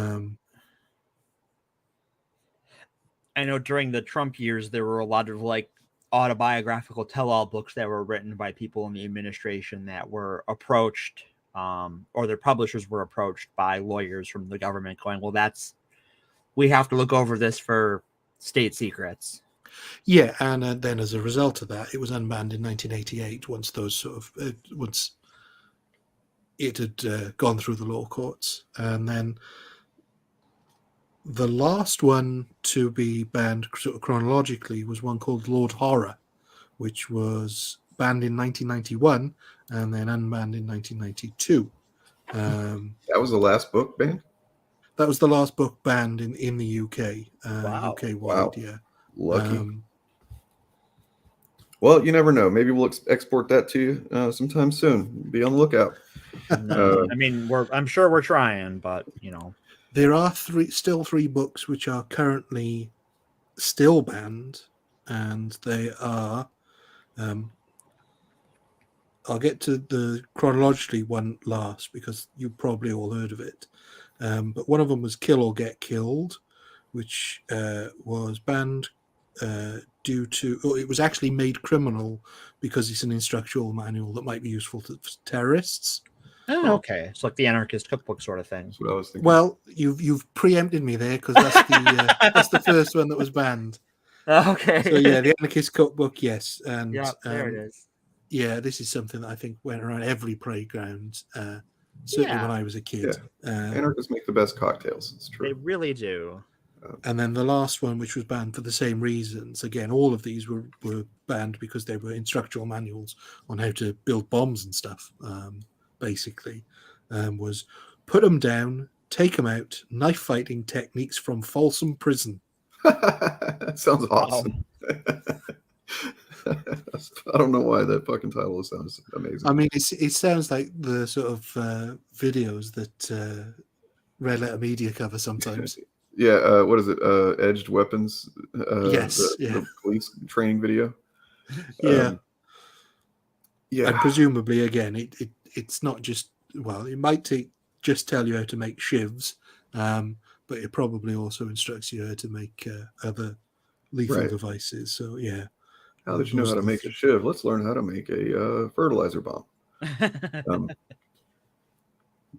See, I want the anarchist cookbook, but only for Iron Age siege weapons. Fuck yeah. Like I want to be able to build siege towers and, you know, catapults. Well, I know that if you want to do that in the UK, there are some pretty academic places that you can study all of those things. So I'm sure. The problem with all like historical weapons groups I'm familiar with around here is they attract Yeah. Yep. Certain elements. Certain types. yeah, we definitely don't have that All here. types. Not in this case. Just the one Yeah. type. Because I can tell you there's a very exclusive public school in the Midlands in the UK, and they've got sort of a historical reenactment department, and they've built their own trebuchet, which is capable of flinging cabbages. Nice. That's the like the catapult, but it's got like the what's like a what you call it? A fulcrum. It's type? counterweight. Yeah. It's counterweight rather than tension, so it's a bit like one of those water drinking birds, basically. Ah. So there's a weight at one end. The stuff you want to fly, you put at the other end. You pull the end with the stuff you want to fling down, and then the weight on the other end, when you release it, causes it to sort of swing. Pretty sure they had one of those in Return of the King. Yes, they do, and it is incredible. It's the most powerful weapon they had at the time. But even actually more powerful than early cannons. Yes, yeah, and I know we're going off a little bit of a tangent. But Yeah, now we are onto siege weapons, so that's my fault. They didn't actually use it very often for flinging rocks. What they would do is they would fling the bodies of dead animals into castles that they were besieging in hopes of spreading disease. Good old-fashioned war crimes. Yeah, it was. Yeah, it was chemical warfare. Biowarfare, yeah. Yeah. Wow. So yeah, that's it. A few things deemed obscene because they contained homosexuality or heterosexuality in explicit detail. Some anti-governmental things and some terrorist things. Nowadays, it seems that's the main thing they're really worried about still. Is just like, we can't have anybody doing any terrorism against us. That's against us. You're right. Yeah. And of course, over here, it's almost the opposite, right? It's that we can't have homosexuality, but if you want to learn how to kill your fellow American, true, you can buy that at fucking Walmart. You can still get the Turner Diaries and shit, you know? Yeah. Cripes. Yeah, I almost wish I'd prepared like a list of books that, you know, are just kind of easy to get nowadays, and compare them to the ones that they're being banned. Yeah, I'm gonna step away, so go ahead and do your thing. I gotta take care of something. All right, so we have just ended here in the U.S. The 2022-2023 school year. And my kid literally just finished it up like last week. So this year has been marked by an escalation of book bans and censorship in classrooms and school libraries across the states. So I'm looking at PEN America, PEN. They're keeping track of this. So it also, another thing that, so there's been this ban, you know, push for books being banned for the last few years now. But in the last year or so, a new tool has been deployed that is very concerning. And that is just legislation about what books can even be put in schools. So rather than just like, you know, having to retroactively deal with the literature that they think is naughty, they are literally proscribing it. Broad efforts to label certain books harmful and explicit or expanding the type of content that are being suppressed. It's driven by a vocal minority demanding censorship. At the same time, a 2022 poll found that over 70% of parents oppose book banning. Yet they continue. A lot of public school districts are in a bind because they face threats and political pressure, along with parental fears and anxieties surrounding the books on their school shelves. School boards, administrators, teachers, librarians are told in some cases to err on the side of caution in the books they make available. So this is kind of similar to what we talked about with the Comics Code. where it's like just like a soft censorship type of thing, where it's like, well, let's just not even, do this, like censoring yourself kind of thing. Which is like a chilling effect that this type of atmosphere and push can have. And when you really think about the fact that it's a fucking minority of people, that's really, really frustrating, Like, Yeah, I mean, I don't even know what the process, because as far as I'm aware, off the top of my head, it's never even come up in the UK about certain books being banned from schools. And again, it's slightly different here because it's a national curriculum, so they would have to be banned from all schools off the curriculum. But then the library doesn't fall into that because the library doesn't necessarily contain books that are curriculum based. Mostly, in fact, not. Well, I mean, a lot of the books that are being banned are not curriculum based. Yeah, so I'm imagining that school libraries in the US work basically the same as the ones here, where any kid can go and check out a book. Leisure reading, which is fucked up. And this is blowing my mind right now, Ryan. You're gonna love this. Maybe I haven't heard this before. I wish Morgan was here still so that they could learn it with us. But there is a name for this ongoing nationwide campaign to foment anxiety and anger with the goal of suppressing free expression in public education. Do you want to know what the name is? The quest for stupidity? The Ed Scare. Oh, dear. But, I mean, like, I love it. Obviously, I hate it, but, like, I do love that for it. It feels like the name that should definitely be taken the same as the Red Scare is. Yeah, I mean, I do like it actually because functionally it serves the purpose of saying, remember the time that people were freaking out about this thing that wasn't a big deal, and now we all look pretty silly. Yeah. Wow. Blew my mind. All right. So the Ed Scare, as I'm going to be sure to call it from now on, is escalating, coupled with the proliferation of legislative efforts to restrict teaching about topics such as race, gender, American history, LGBTQ plus identities. The freedom to read, learn, and think continues to be undermined for students. So that tells you everything you kind of need to know, right? The things that they're against. They're just like cartoonishly bigoted at this point.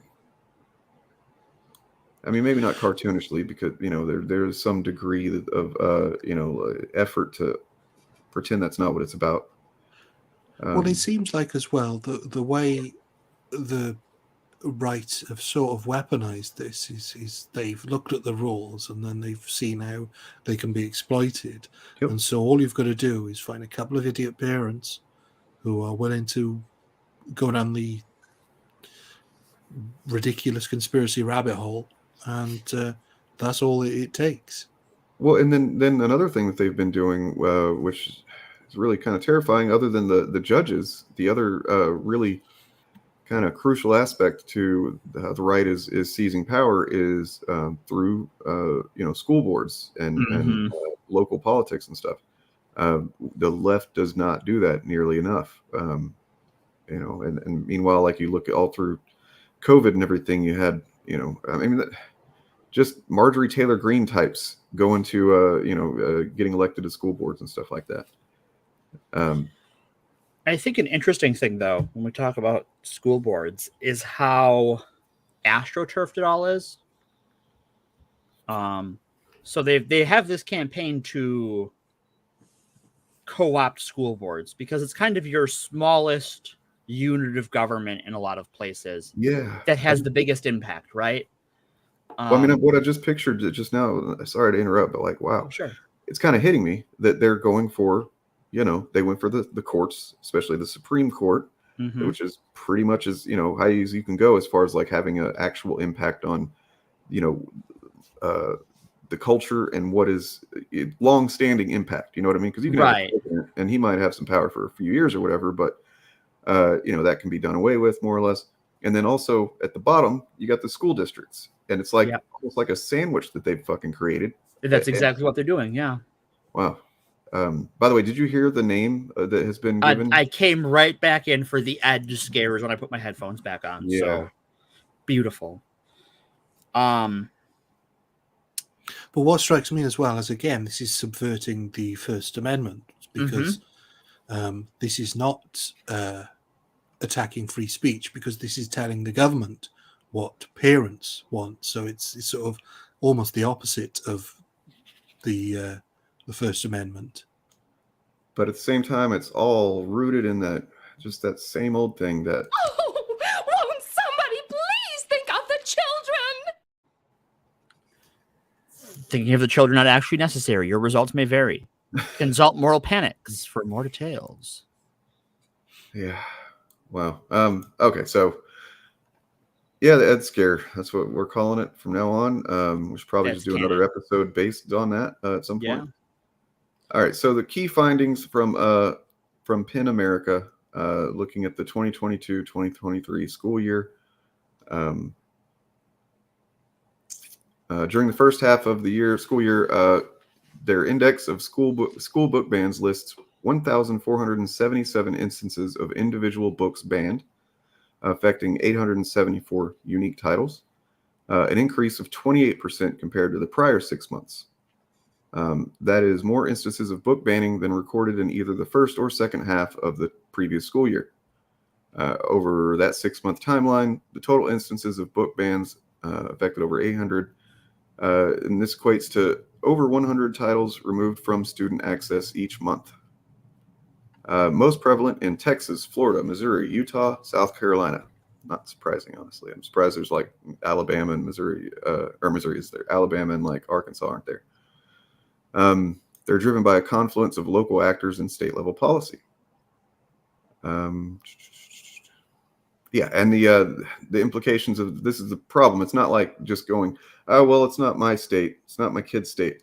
Because the implications of the bans are that, policies and practices are modeled based on how they accomplish that in those states, in other states. Mm-hmm. So they're just laying the groundwork. Overwhelmingly, they continue to target stories by and about people of color and LGBTQ plus individuals. 30% of the unique titles banned are books about race, racism, or feature characters of color. Let's see. Try and get to some more not repetitive information here. The process is evolving. Like I said a minute ago, during the 2021-2022 school year, parent-led groups coordinated to advance censorship. Those groups pressured districts to remove books without following their own policies. Even in some cases, removing books without reading them. Where have we keep coming across that? Yeah, weird that. You had Frederick Wortham, Mary Whitehouse, or I guess maybe Frederick Wortham did seem like he'd read a couple. Just a couple, though. Yeah. But yeah, this one, this school year has been supercharged by new source of pressure, state legislation. Mm-hmm. School districts are reacting to new laws that dictate the types of books that can even be in schools. Books are more frequently being labeled pornographic or indecent. Oh, that came up again, didn't it? Yeah. Well, I mean, pornographic. Look, it's not like obscene. There's a difference. There's a there's a distinct thing when you think there's of gotta be, right? That means like full penetration, right? I can't imagine it actually does. No, I know, but I mean, they do, right? Because they're just reacting. Well, no, they don't, because what it is it's not even that. It's it's they're basically, yeah. We'll get to it, I think, but let's see. Dozens of books were targeted. Sorry, I think an argument can be made that a book cannot be pornographic because it's not graphic. Right. It's imaginative. Yeah. Wow. If it's pornographic, that's a you problem, right? If you're reading it and your thoughts go to something graphic, that's specifically a you problem. You went and made it pornographic for yourself. Well, and I'm pretty sure that at least some of the cases when they call it that, they're talking just about like, I don't know, probably, and these are mainly targeted at young adults, by the way. probably like a trans person describing, their experience or something like that. Right. And not even about having sex or anything like that. Just, what it's like to exist in a body. So, yeah, that framing. Yeah, the phrase, because they see all non-cisgender, non-heteronormative identities as sexual, anything portraying them is necessarily pornographic. That framing has become really just the main focus of activists and politicians to justify bans. Books that do not remotely fit the well-established legal and colloquial definitions of pornography, as we were just saying. Rhetoric about porn in schools has been advanced as justification for the passage or introduction of new state laws. So, here we are again where they're just like redefining words and somehow getting away with it. That it just apparently if you just repeat this shit enough times, it just becomes true. And that's how words historically operate. But when there's already a literal legal definition and there's also just a broad colloquial use, it's kind of fucked up that they're able to do it. So yeah, some of them would bar books. Sorry. So yeah, some of these would bar books with sexual content and could easily sweep up a wide swath of literature and health-related content, which I'm sure is part of the point. Sex positivity. It's the same reason that a lot of these same places are very much against any form of useful sex education.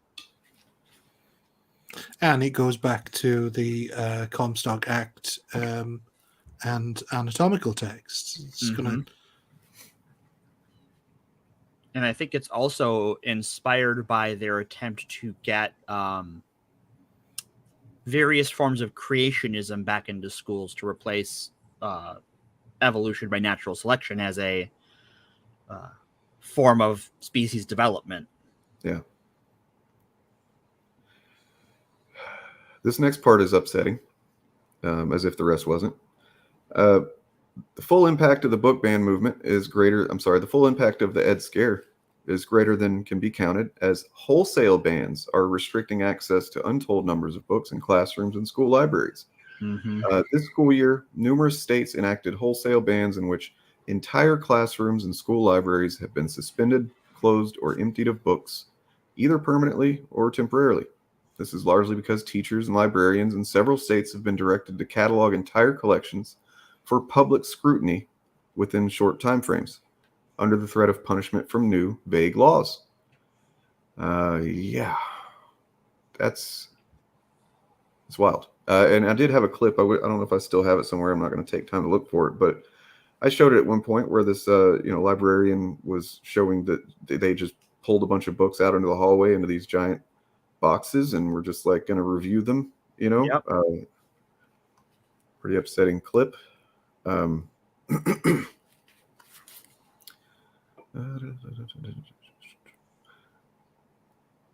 So just for technical, purposes, I suppose, PEN America defines a school book ban as any action taken against a book based on its content and as a result of parent or community challenges, administrative decisions, or in response to direct or threatened action by lawmakers or other governmental officials that leads to a previously accessible book either being completely removed from availability or where the access to the book is restricted or diminished. It's important to recognize that books available in schools, whether in a school or classroom library, or as part of a curriculum, were selected by librarians and educators as part of the educational offerings to students.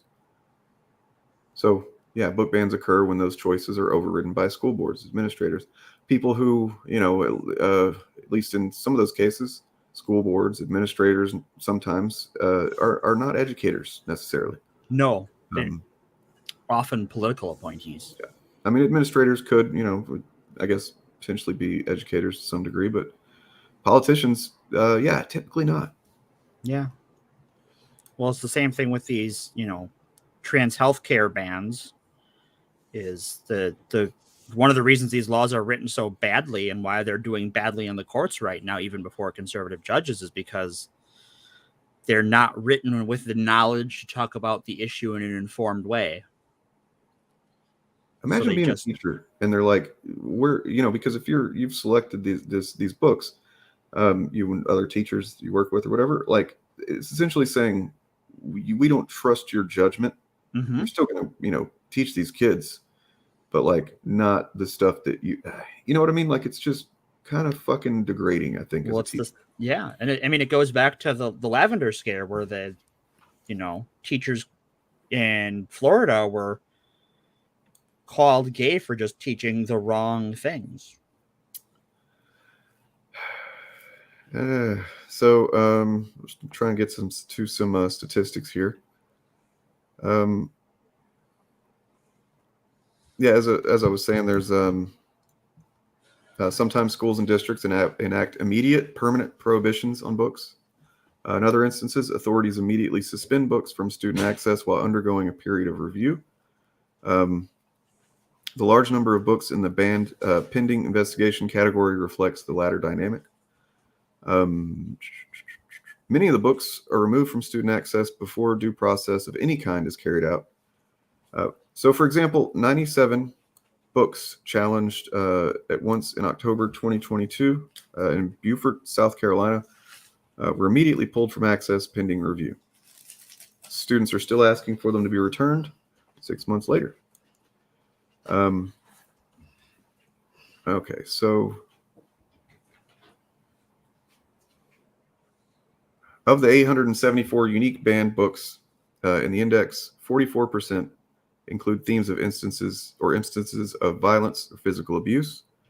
This includes titles that have episodes of violence and physical abuse as a component of plot or discussion. 38% cover topics on health and well-being for students. This includes content on mental health, bullying, suicide, substance abuse, as well as books that discuss sexual well-being and puberty. 30% are books that include instances of themes of grief and death. This includes books that have a character death or a related death that is impactful to the plot or character's emotional arc. Cool shit. Yikes. I mean, at this point, isn't that just every book? It's a ban on storytelling. 30% include characters of color or discuss race and racism. 26%, this is, I guess, less than I would have expected. 26% present LGBTQ plus characters or themes. Of note, within this category, 68 are books that include transgender characters, which is 8% of all books banned. So I would think that's just because the sheer number of books that don't contain that, right, as a feature, is why it's so low.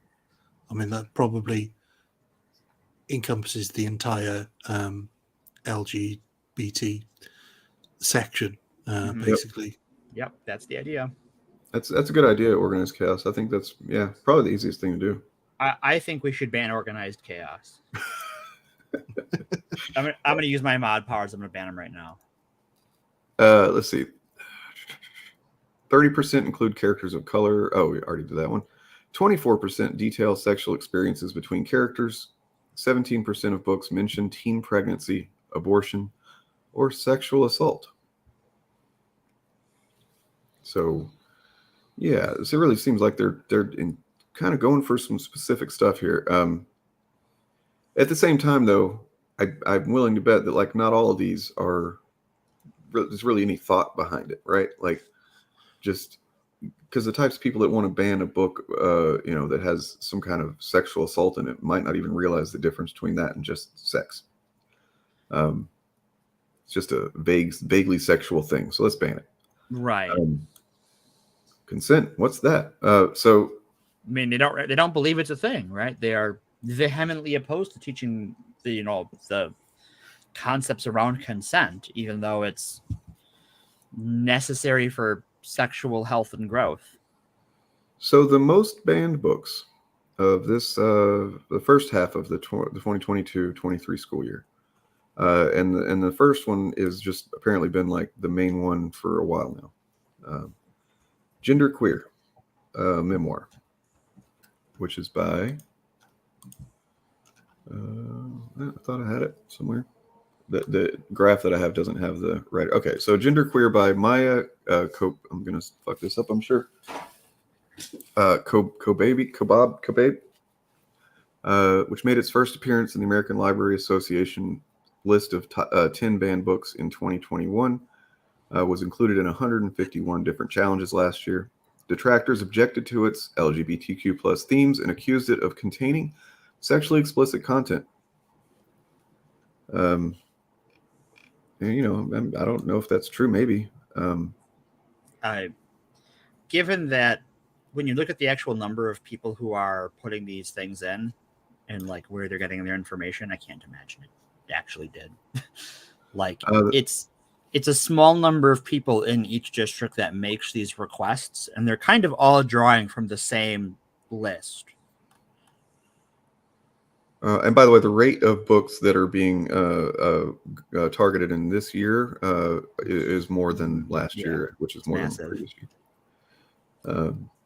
Like we're already at, I think this was from April. I think this was written, and it was, what did I say, like 1,400 something. Yeah. So then there's Flamer. You know, which I'm sure is about a gay kid or something. Probably. Or just like an actual flamethrower. Like it could just be like a sentient flamethrower. That'd be a cool book, right? Like, yeah. If that was a book, there's no way American schools would ban it. Right.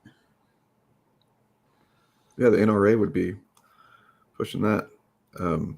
Well, no, the NRA doesn't like flamethrowers because they're not manufactured by the firearms industry. Oh yeah, true. Because technically, a flamethrower is not a weapon; it is a tool, according to most militaries. And there's books like Tricks. Sorry. Then there's more familiar things like The Handmaid's Tale, the graphic novel. Now they're going after comics, even if it is Mouse. Yep. Crank. Not sure what that's about. Sold. Then there's Push. Apparently, that's still a book people read. By Sapphire. What was that? The movie they made off of that? I have no idea. I'm not familiar with it. Precious, right? Precious, yeah. That was the movie. Wow. Very fucking depressing fucking movie. That does, you mentioning The Handmaid's Tale, that reminds me of something that came up in my research, actually. Because of all this nonsense surrounding it, Penguin Books made a fireproof version of the book. Is that real? That is true, yeah. There's a YouTube video of them oh my God. demonstrating it. That is awesome. Oh yeah, they auctioned it off for $100,000 according to NPR. Oh, cool. Yeah, there's actually a video of, funnily enough, I think it's Margaret Atwood taking a flamethrower to it. Nice. Oh my God. Then there's like This Book is Gay. It was clearly making itself a target there. I'm just kidding, but making it easier for sure. Well, I think it's supposed to be controversial, right? It's supposed to draw the attention, of course, but that doesn't always go the way you want. Well, it's like System of a Down's album, Steal This Album. Right. Everybody knows I that did. album. So yeah, there's a lot of stats to go through. I would recommend, if you're interested at all, you should look into it. Just kind of see the dynamics, the mechanics at play here. And I think even if you're not, because we're all busy people, if you don't have time to look that deep into it, I think you should. But if you don't, one thing you need to do is vote in your goddamn local elections. True. Find out who's running. Find out what they are talking about, because you can tell who's talking in the right dog whistles and who isn't. And that's sort of the key to it. I know around here, especially the last few years with COVID and stuff, the things they were talking about were like making sure kids are in the classroom, and making sure that the libraries had books of educational value, not, whatever they want, whatever euphemism they wanted to use for things that were against their particular sensitivities. So just look into the people who are running locally and vote for the least bad among them, because you might live in a conservative area, or a conservative town or a conservative school district, but there are people who are running for these positions that are not moral monsters, who are just conservative of temperament rather than of vicious ideology. Yeah, and if you're somebody that's kind of like just not super engaged, or haven't been historically, but this is concerning. It's like don't let anybody, make you cynical, as in like, oh, voting doesn't change anything, that type of things. Voting does, yeah. Maybe not immediately. In some cases it does, but maybe, yeah, it's a practice and a process that's like, we have to build the fucking world that we want. And that sometimes involves voting for several years consistently for the things that we want and advocate. And even go ahead, Ryan. To that point, like, if you don't particularly like everything the Democrats stand for, I'm afraid you've still just got to hold your nose and vote for them. Because the more people that vote for them and the less people that vote Republican, the more it pushes the needle. Right. And then you're buying yourself the privilege, the luxury at some point of saying, okay, all right, now that there's Republicans, they're kind of in the rearview mirror. They're not getting any support anymore. They've lost enough that they just, then you can go, let's fucking weed out these weak ass Democrats. Exactly. So it's like, we got some work to do to where we get to that privilege. But as a voting populace, we've not done so great, and got to do better. So two things I want to call out to Organized Chaos's message to vote in Ohio. Organized Chaos, I'm unbanning you officially. You're allowed to be here again, because yes, vote if you're in Ohio.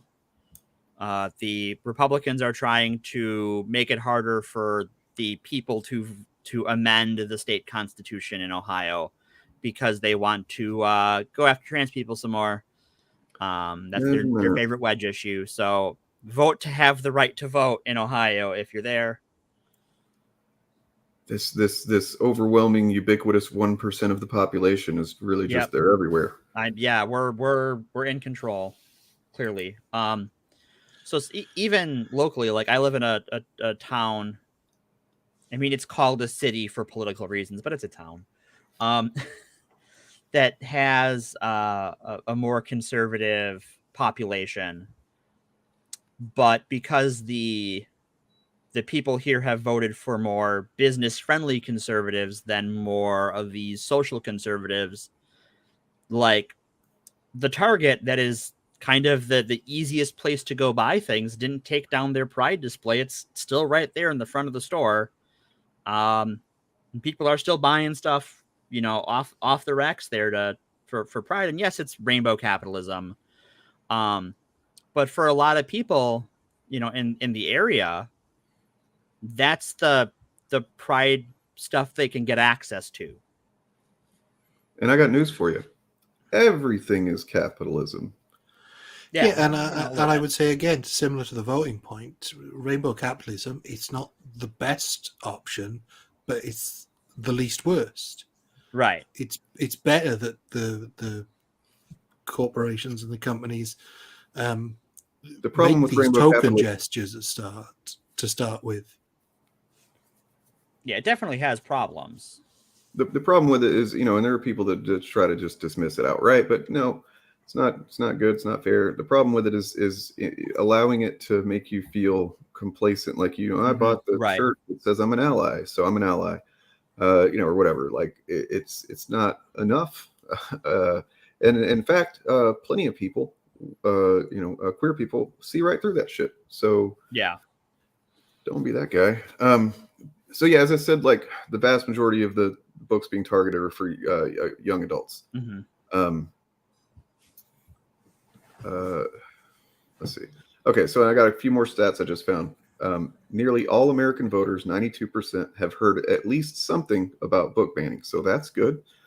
Almost got full saturation there. Half of voters believe there's absolutely no time when a book should be banned. Only 8% of voters think there are many books that are inappropriate and should be banned. 8%. So, yeah. 31% of Republicans think there's absolutely no time when a book should be banned. 75% of voters will consider book banning when voting for legislators. And my first impulse to that was like, oh, that's a good thing. And I'm like, wait a second. Wait a minute. Say which way that those Right. It says they'll consider it. What way are they considering it? are they going to reward somebody or Yeah, phrasing. Yeah. And then Just Yeah. just to address Mithril's point about school boards in the US, you not needing to have a child at the school. In the UK, you also don't need to have a child at a school to become a school governor, which I guess is the best analogy to being on the school board. and that's the kind of thing where, like, Yeah. of course, people who don't have kids aren't going to really worry about that much. And it's, it's understandable to a degree, but like, it's time to snap out of it and realize that, yeah, these other people that a lot of them don't have, some of them anyway, don't have kids. They're taking it upon themselves to decide how, if you do want to have kids one day, or your family has kids in it or whatever, these people are deciding to control your kids and mold your kids into what they want. If you're future kids or whatever it is. So, cheese and crepes, man. Cheese and crepes. Book bans, they're old and they're bad. Yeah, they've been around a while. They suck. And they have long-standing consequences, as we saw with the Comstock Acts. Well, the other thing I was going to ask is, what are the chances of this inspiring a kind of Streisand effect?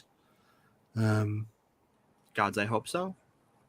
I think to a degree, I'm sure it definitely has. But I mean, is it enough to, I mean, have we seen any increase in the use of what little public libraries there are left? I don't know. If you give me a minute, I might try and find some of that less obvious statistics if they exist. Yeah, I definitely could use that good news right about now. And also book sales. I know that I heard a thing the other day that was saying that bookstores don't just rely on mass volume of the latest book. They also, and I can't remember what the phrase is, but there is a phrase for it. They also deeply rely on people buying copies of older books that are not sort of on the bestsellers list anymore. And so I'm wondering if we are going to see an increase in popularity for some of these titles. It's harder to search for that kind of thing, but I might have found something here. Okay. Well, while you look at that, the other thing I wanted to say is there has been an increase in the request for books to be removed from public libraries in Britain. Really?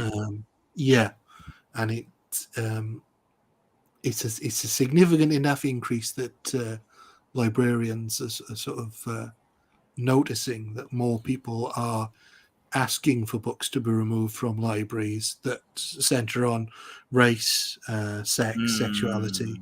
But thankfully, because these people are just going and asking for these books to be removed, there's no obligation to do so. So screw them. Right. So I feel like I'm not the sort of person to say there should be a law about it. But in Morgan's world, there would be a law where every time someone comes in to ban a book, the first time that happens in a week, you just have to buy a new copy of that book. It's just like, oh, you want to ban a book? We're going to order more of it. Right. That definitely belongs on a library shelf, because the library is about, preserving and making accessible human knowledge, and anathema to removing it. So you want to know my thought, and I did find something, by the way, but my thought on why why in particular they're so focused on, identity politics. As far as books, do they have? Well, because they're trying to kill empathy, not just education, not just knowledge. Mhm. They're trying to kill empathy. Yeah. And if people see, queer people as people, and recognize that there has been a history of racism that still has a systemic effect. That's not just knowledge; it's empathy, and empathy is kind of just the enemy of conservatism. Yeah. To a degree. Because the ideology is necessarily about creating this hierarchy of lessers, it's hard for a person who isn't completely off the deep end, hasn't been pushed down that ledge, to look another person in the face and call them a monster, especially if they know them, right? Having been more or less out for a while now, I've known people that were more vocally transphobic or homophobic in the past, and as their exposure has gone on, that they were willing, they were, already in the mindset to like not upset the apple cart too much, but like they were quiet for a while, but then like the normalcy kicks back in, because honestly, being trans is the least interesting thing about me. Just doing normal things, like, oh, this person is still just the same person, but a little more open. That's it, right? We talked about it with DJ on the initiative, where he was just like, how, other than talking about people that are against queer people, how often do I talk about being gay? Yeah. We're just like, never. It literally never fucking comes up except for in this context. Right. But it's okay. So got a couple of pieces of good news, maybe. Good news. I like good news. Well, okay. I don't want to oversell it. Nice news. Not necessarily good news, but just okay. Well, at least that's something kind of news. Okay, we'll take that. Grassroots organizers from all walks of life are responding, taking those banned books and putting them in little free libraries, or organizing banned book giveaways. Mm-hmm. Earlier last year, the Brooklyn Public Library announced a program allowing free online access to any of their available banned titles. And then, so we got some responses from, let's see, Lessa Kanani. Oh my God, I'm too white for this name. That's sorry. A mood. I'm sorry.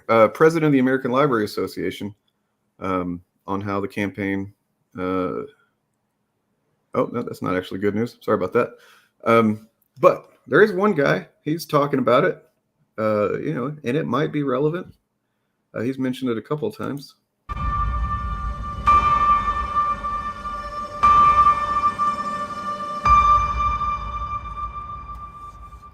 Freedom. Personal freedom is fundamental to who we are as Americans. There's nothing more important, nothing more sacred. That's been the work of my first term, to fight for our democracy. This shouldn't be a red or blue issue. To protect our rights, to make sure that everyone in this country is treated equally and that everyone is given a fair shot at making it. But around the country, MAGA extremists are lining up to take on those bedrock freedoms, cutting Social Security that you paid for your entire life while cutting taxes for the very wealthy, dictating what healthcare decisions women can make, banning books, and telling people who they can love, all while making it more difficult for you to be able to vote. So there, you mentioned that. That's seems to be that's his campaign launch. Yeah. So that's that's good. Even with his issues, and I have issues with Biden, it's weird that he is governed to the left of Obama. Every president over the last 50 years. Yeah. Except maybe Carter. Probably not as much as Carter, but Carter had his own. There was shit going on. Yeah. And then here's a quote from him as well, where he said at an event honoring educators earlier this week. This was, I don't know, when was this written? April. I never thought I'd be a president who is fighting against elected officials trying to ban or banning books. So it's on his mind / and or on his list of talking points. So, which is good. Yeah, that's a good thing. And I'm confident that if we looked around, we'd find plenty of lower level Democrats that are also making it a priority. Because I mean, if nothing else, it's a pretty easy thing to go after your political opponents about. Mm-hmm. So even if they're doing it cynically, I'll take it. Whatever. Yeah. I doubt they are, but because really the only people who want to fucking ban books are fascists. It's true. Yeah. So go ahead. I'm sorry. Oh, that was pretty much it. Yeah. All right. Well, I think that covers today's episode. I don't know that. I mean, I guess heroes and villains. Our hero today is Joe Biden. Weird. Yeah, that's a weird. 2012. Morgan is like, what do you mean Joe Biden's the hero? And also, why do you have boobs? Well, I think that was also the year though that he came out in vocal support of gay marriage before even Obama did. Mm-hmm. Well, it's one of the things a vice president serves politically is kind of your test bed in a weird way. Like your vice president can say things you can't say. So, but yeah. So if you want to know more, by the way, PEN America, PEN America. That's actually just pen.org. There you go. Plenty of statistics and information there. That really we could do a whole new episode on if we wanted. We might, because I really want to call one the Ed Scare. So there you go. Yeah. Also, teachers are heroes. Teachers, every teacher's a hero. Every teacher's a hero. Public school teachers are fucking superheroes. I have some friends who teach public school, and they put up with a lot, and they're all better people than I will ever be. Many things to my insomnia. Yeah, insomnia is because there's probably definitely somewhere some small percentage of teachers who are like, yeah, ban these fucking books. There are scummy teachers, sure, but I think even the scummiest teacher is better than a lot of the people behind this shit. But yeah, there's always scumbags in a group. True.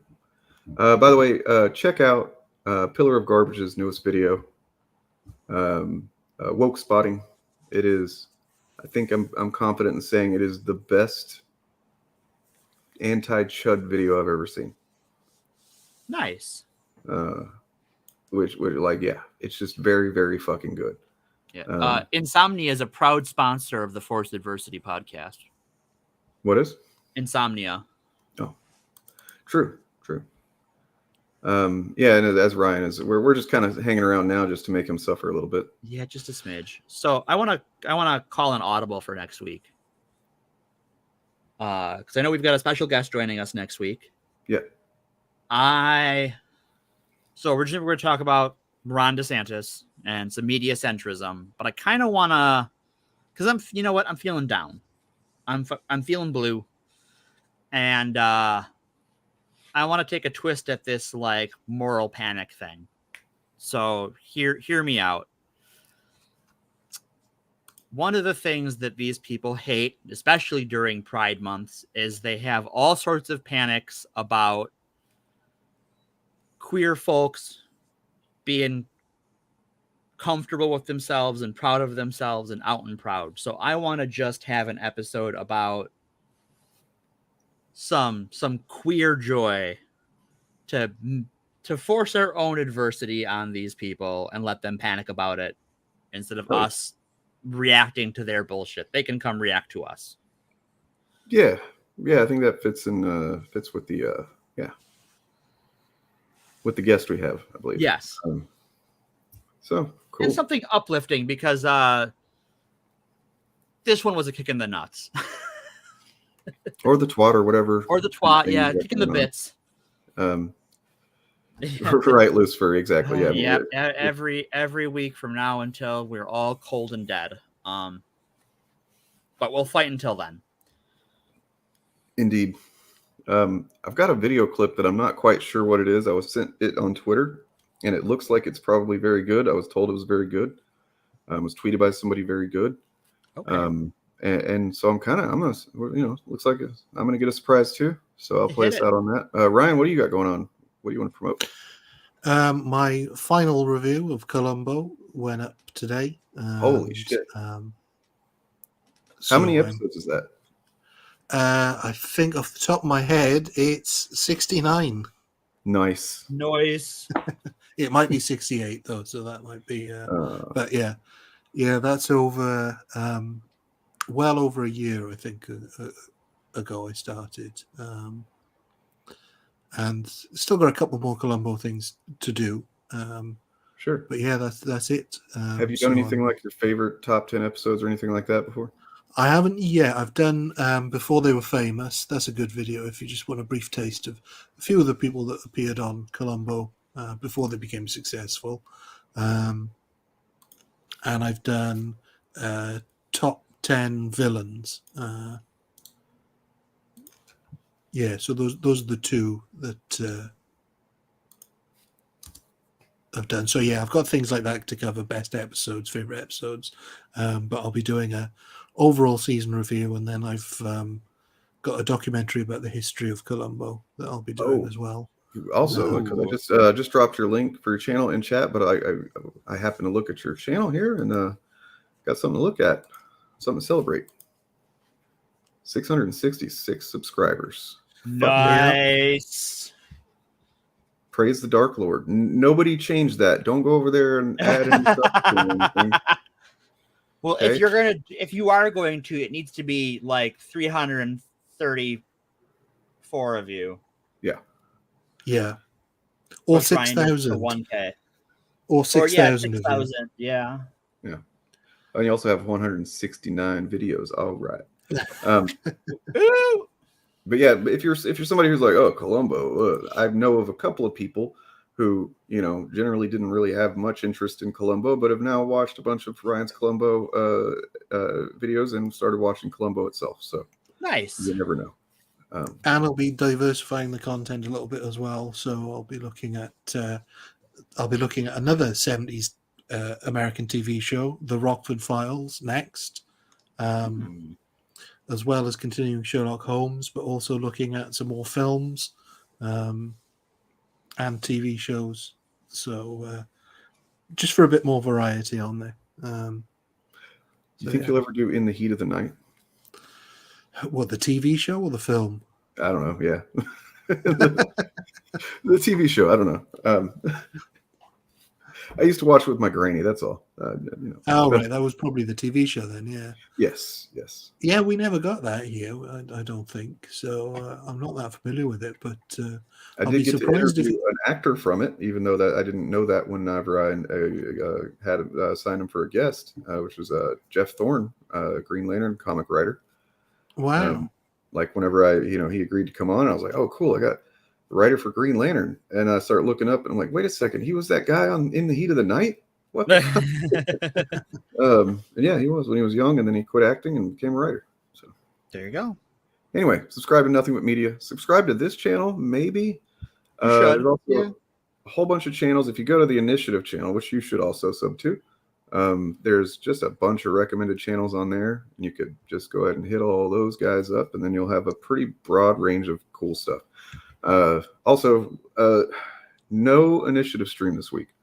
We're taking a week off. The week after, when we return, though, we're doing an entire week, both solo streams, so this podcast as well, and then our together streams and all that will be dedicated to fundraising for the Trevor Project for our Friends of Garrick fundraise drive. So we are all friends of Garrick. Yep. I mean, how can you not be? Garrick's the shit. He's got well, the best he's just a simple tailor. Yeah. Just a simple, ordinary tailor who we are all friends of. Indeed. All right. Well, I hope you all have a lovely week, and thank you, Morgan, for the wonderfully presented episode as always. Oh, thank you. You do way too much work for this podcast for what I'm paying. I am paid in getting to do this. And we appreciate it. Speaking of pay, if you have a buck, give it to Dane. Hop on Patreon. There's a link below. Give Dane a buck. I won't turn that away. I should say that I got 2 new patrons last week, which is nice. pretty awesome. And I wish I had them pulled up to thank them, but I will do that next stream. So yeah, have a good one. You need to see this because woke Marvel and woke Disney have completely destroyed another. Don't you just love when people use a word that they cannot give you the terminology for so many times, thinking that it's going to help their argument, where really it just makes them sound even less intelligent? Second of all, do you not know the reason why Disney changed that logo in the first place? For one, y'all keep missing the point of the Punisher. He's not a superhero. He is an anti-hero. This is a guy that stalks, tortures, and murders criminals. The complete opposite of what the police should be doing. This is a character which, according to his creator, is a representation of how the justice system failed. Hence the reason why he has a vendetta against criminals. And here's a funny thing. The Punisher also hates cops. Like, that's the whole point of his character. That's why he is who he is. Like, y'all really out here thinking that this man and pretty much likes the idea of being idolized and being like lorded over by the police force and the military, the exact system that he's fighting against. The point where the creator wants to take back the skull because of this Blue Lives Matter bullshit. Hell, let's read what Frank has to say about the police using his emblem. I'll say this once. We're not the same. You took an oath to uphold the law. You help people. I gave all that up a long time ago. You don't do what I do. Nobody does. You boys need a role model? His name is Captain America, and he'd be happy to have you. So there you go, straight out of the horse's mouth. So for anyone who's outraged about Marvel changing the logo of one of their most popular characters, you're mad because of 2 things. 1, they no longer have time for y'all bullshit anymore and twisting the meaning behind the logo like you did for the word woke. Or 2, you haven't read a single comic about this man.